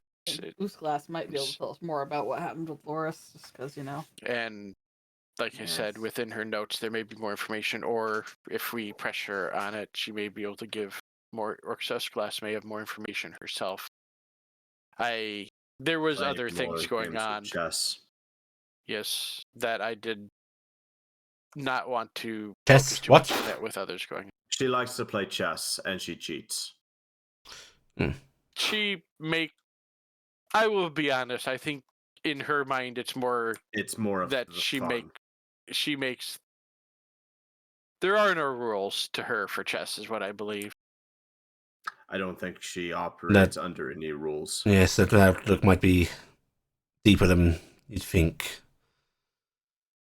She has a cadre of ravens that can all cast wish, and she parades around even in her domain like she was a god. You know how offensive I find it that a mortal mage of such a short lifespan could have achieved this power, she says, with sort of dry humour. Well, I mean, there's a plinth in her basement that allows that to happen, but you go insane. I was just saying it was not without its cost for her to learn this, and I wonder if she meant to even learn most of this. I do not know what the actual story is behind everything that happened back in. Some might say a little insanity is worth the power. I guess it depends on how bad that insanity is. I mean, Far in the distance is heard Shaq's mad cowling. I mean, she's had 20 years to master that madness. Funny enough, Fowler seems to have picked up a wine glass and is just swirling it idly and briefly lifts it up to her lips. Then she pauses, Old glances memories. down it. Then she lets out a sad sigh and puts it down. Even after all these years, I still want to do this. Problem have- is that she can do it, but then they have to get a mop. Yeah. You have I mean, plans she for probably- She could probably polymorph herself, drink it, and then polymorph back. you have plans for Jackson. No. I don't think any of us know exactly what to do. If you want to leave him in our care, you know that we will take the utmost care of him. But I don't expect that you'd want that long term. But I'm putting it on the table. I will speak with the others. We have a Think lot of Gifton- knowledge here, including Yes. psychological. I think Gifton thought because of all the knowledge here, this would be the best place, at least to begin with, to send him. Because we tried what Most we could secure. to try to stem any of the issues, but we could not. We can make him a good home here, but if you decide he needs to be elsewhere, we will still help. I hope you understand.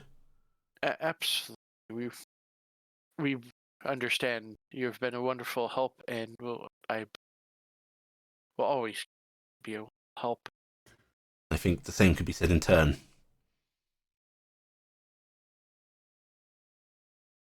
I think all of this has just shown that we are stronger together than we are apart. Yes. Despite it being scary, I am glad that our period of isolation is ending. I am glad also. It has been. Did anyone else hear that? Just sort of that going Yeah. crazy. Mhm. Okay. Yeah. It has been very enjoyable and a wonderful experience to actually be able to come here, let alone learn as much as we have. It has been the utmost pleasure and honor to meet you all. Thank you. It's been an honor and pleasure to you all also. Even if some are not as talkative as you with all of us, they have their reasons and understandable. I don't have a lot to add to this conversation. He wasn't talking about you, Corvus. They were talking about people in Faramir who don't like to talk to our people. She chuckles at you, Corvus. Before she actually looks to you, Telday, and just goes, have you put any more thought about being here? When this is all over. Unfortunately, it has not been something I've had time to consider. Now, if you want to stay here for The a couple hours, events you of might get a couple these weeks to think last about few it. weeks have been I will By the way, if anybody say, wants a 2-week pressing. vacation, I know how you get it. some of the Warforged, that seems to be the name that they are going by. The ones that have moved here, I like the life they are bringing to the city. They have a somewhat different outlook on it than most of us do.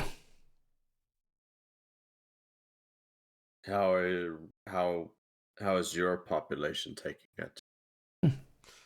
Very well, I think. It's a little easier to accept than the living moving in. I mean no offense by that. I hope you understand what I mean. There's no offense Completely taken. understand. gasp. But at the same Shock. time, they do hit a Offense. different balance on it. Most of our citizens were once alive, and now know that they are dead. Mm. Your kind, they've never really thought of themselves as dead. It's good. Yeah. That was It's a aimed Telday. at Telday. Yeah.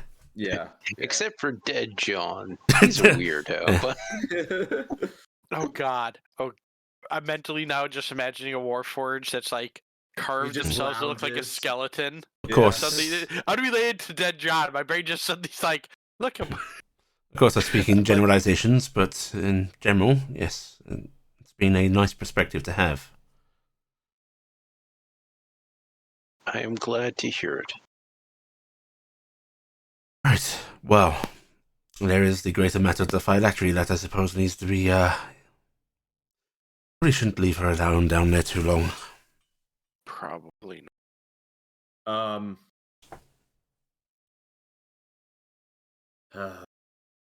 Mute point, but how do you think the mental and Ustglass are going to get along? Terrifying. I will Yeah. say that the thought of them two interacting at all fills me with a unease that I have not felt in a long time. I do not think either one of them will have information that would surprise the other. That is at least a solace. I think I'm more worried Because- about her potentially offering them a different path. Yeah. Different idea, something that's more beneficial In fact, to her. I think I shall try and arrange it so that they do not meet too often. That would probably be a well We are advised. to make preparation for the others to arrive. Yes. She mentioned that on her way. Yes, they said they were working on A a body. body for. I'm hoping magical. that this time displacement will happen before they do. So you have an idea of what you might be up against, at least from what we could tell from talking to her at her abode. Her idea was also, like I said, the gods. So I don't know. We will if have to make sure that thinks she is talking- not going to poison the well of this phylactery then. Yes.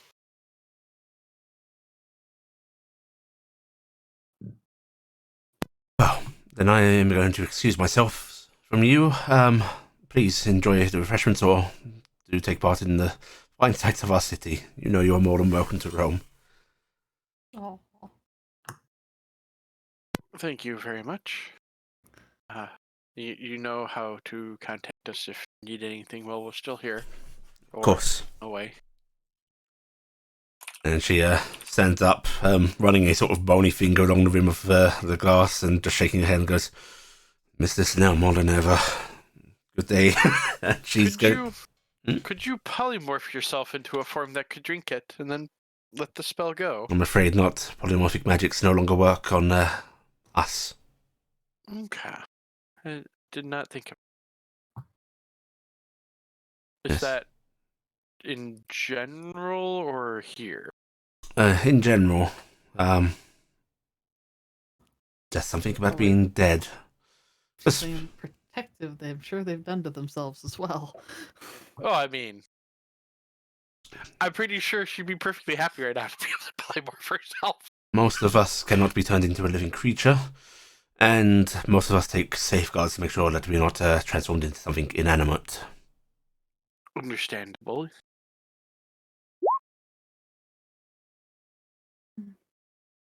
Thank you for asking. Out of curiosity, Telde, polymorphic magic working you?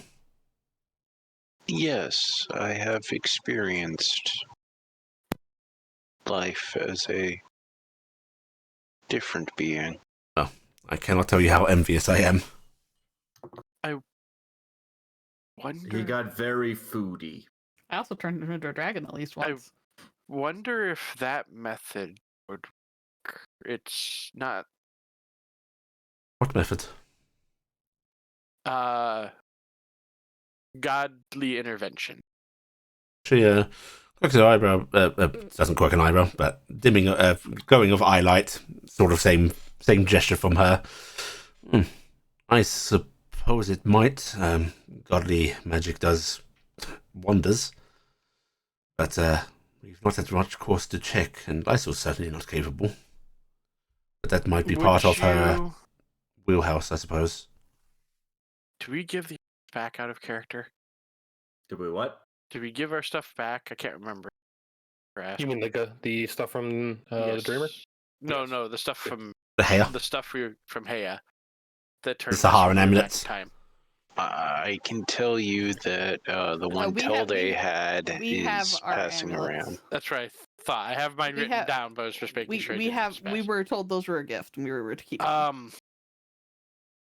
If you would like to try, I unfortunately cannot just give it to you, but You can loan we it could try for what the 2 was weeks. used for us. I could get the one I still have, see if it works on you. You have something from a god that would allow this. Yes. And it's what we use to masquerade in ancient Sahar. May I see it?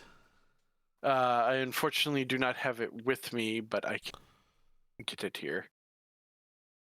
She seems to think for a moment, before she actually just slowly shakes her head and goes, I think it's perhaps for the best that I do not. If you It would be nice to experience for sure, but At a different time. no, not even a different time. A taste would be awful. Yeah. I don't think it would be good to experience that again, and then, well, Lose it. godly enchanted items are not exactly easy to come by. But I thank you for offering. must do everything to help your friends when there may be something they would like, right? Let's see if my willpower holds. She smiles and then just gives you all a polite little bow. When Thank you. And when she leaves, Yep, she leaves. Corvus is just going to put his head on the table.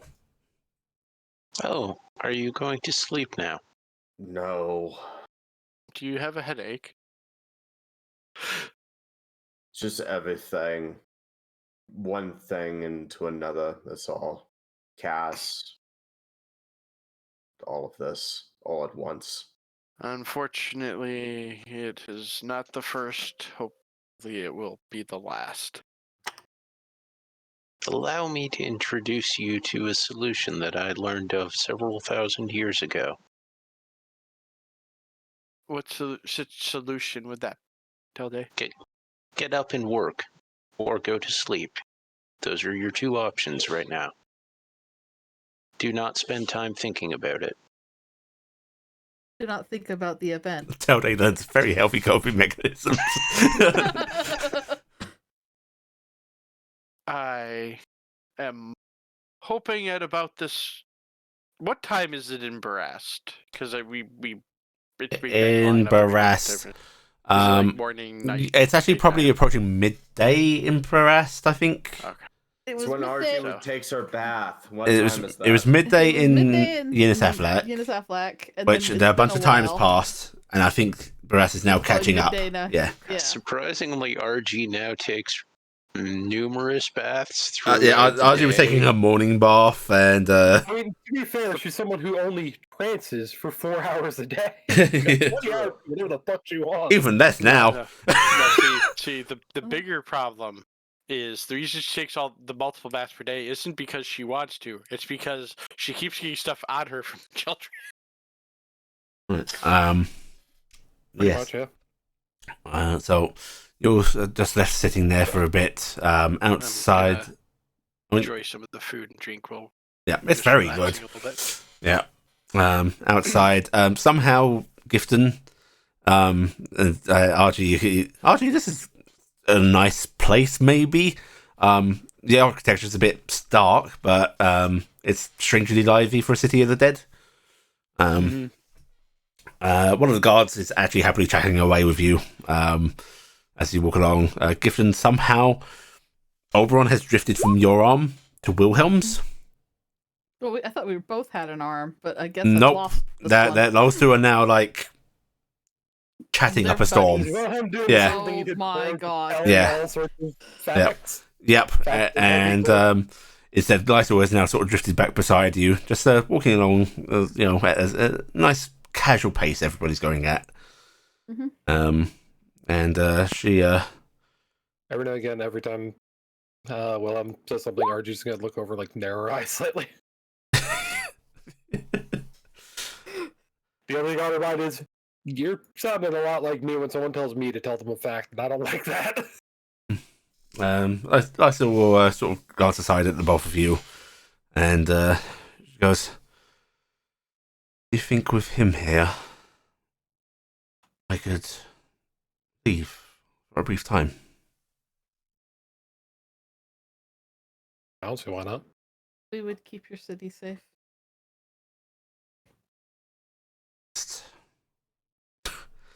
I've spent so long separated from him, but hearing about her loss, she closes her eyes. It was a sacrifice. We could have, ask your father to send one of his watchers. If anything happens, they could get you back here in a moment. He nods slowly. That would.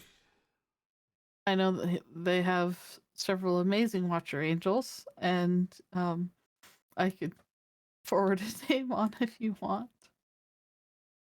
I would like that. Your father will pick one. I will say I'm fond of Yamiel. I will ask for Yomiel's assistance. Out of character, I forget. Has RG ever heard of Yamiel? RG met Yamiel. That was during the Okay. ride back from. Okay, I was trying to remember, just be sure. So that's going to be the penny drop moment for her of, oh, that's who her dad is. Her dad's Yeah. Yomi.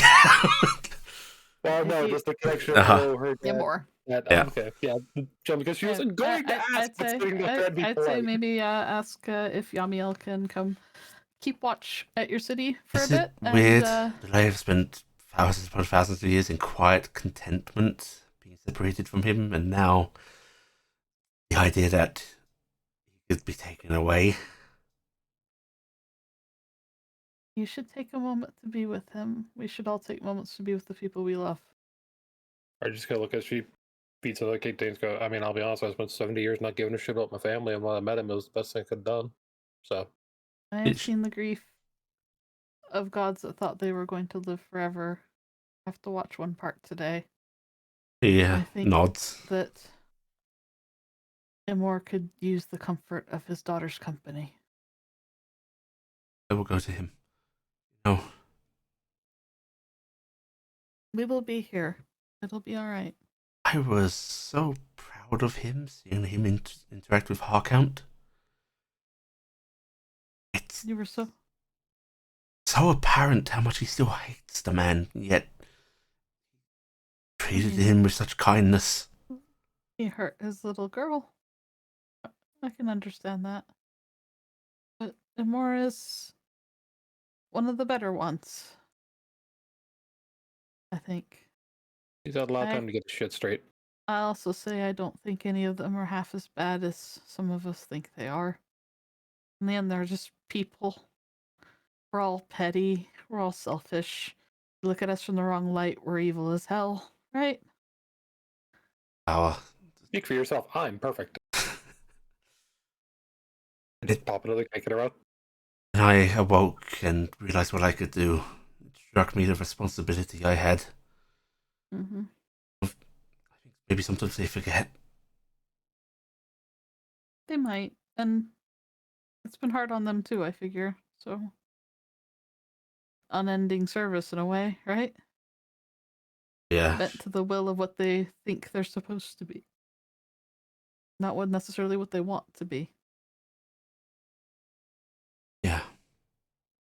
Hey, founder. Was. Visit him.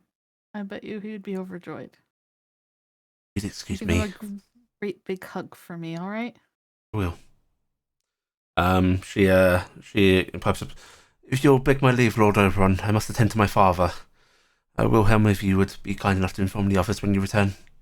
And Wilhelm actually just gives her like a little AOK sign with his hand, and and Oberon and Wilhelm actually seems to be happy to hear this. And Lord Oberon just gives her a polite bow and goes, "Thank you for your company, Lady Lysil."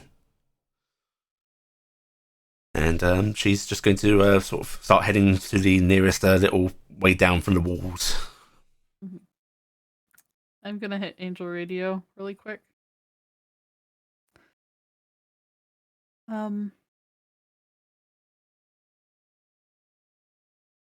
Cedriel, I know that you're busy doing something important right now, and I don't want to pull you from it, and I don't want to startle things, but he remembers being Gabriel.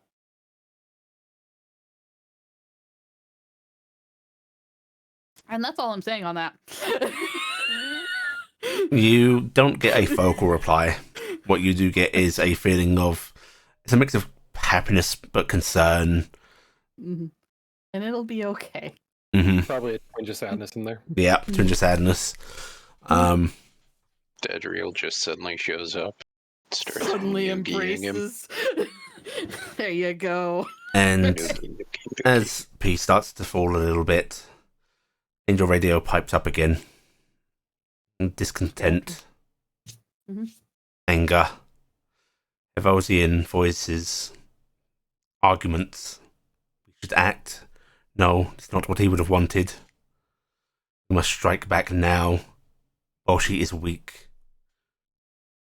And within a few moments, Angel Radio is alight with angered discussion, rash minds. And that is where we are going to end this week's session. Okay. Alright. Everybody take a nice, tasty 5,000 experience points. Okay. Everybody Everybody may now gain their piety of choice with their gods. I choose Hevos. Only Yeah. one. Only 1 point, right? Yeah, only 1 point. Actually, you know what? Everyone gets a Hevosian point of piety. Hooray. And then you may choose another as well. Yeah. Do we still get stuff From for Hevos? Yes. Okay. Because I actually have stuff and I don't remember what level it's at. And I'm like, I should find out if I'm actually getting high enough and get something if I actually do get something.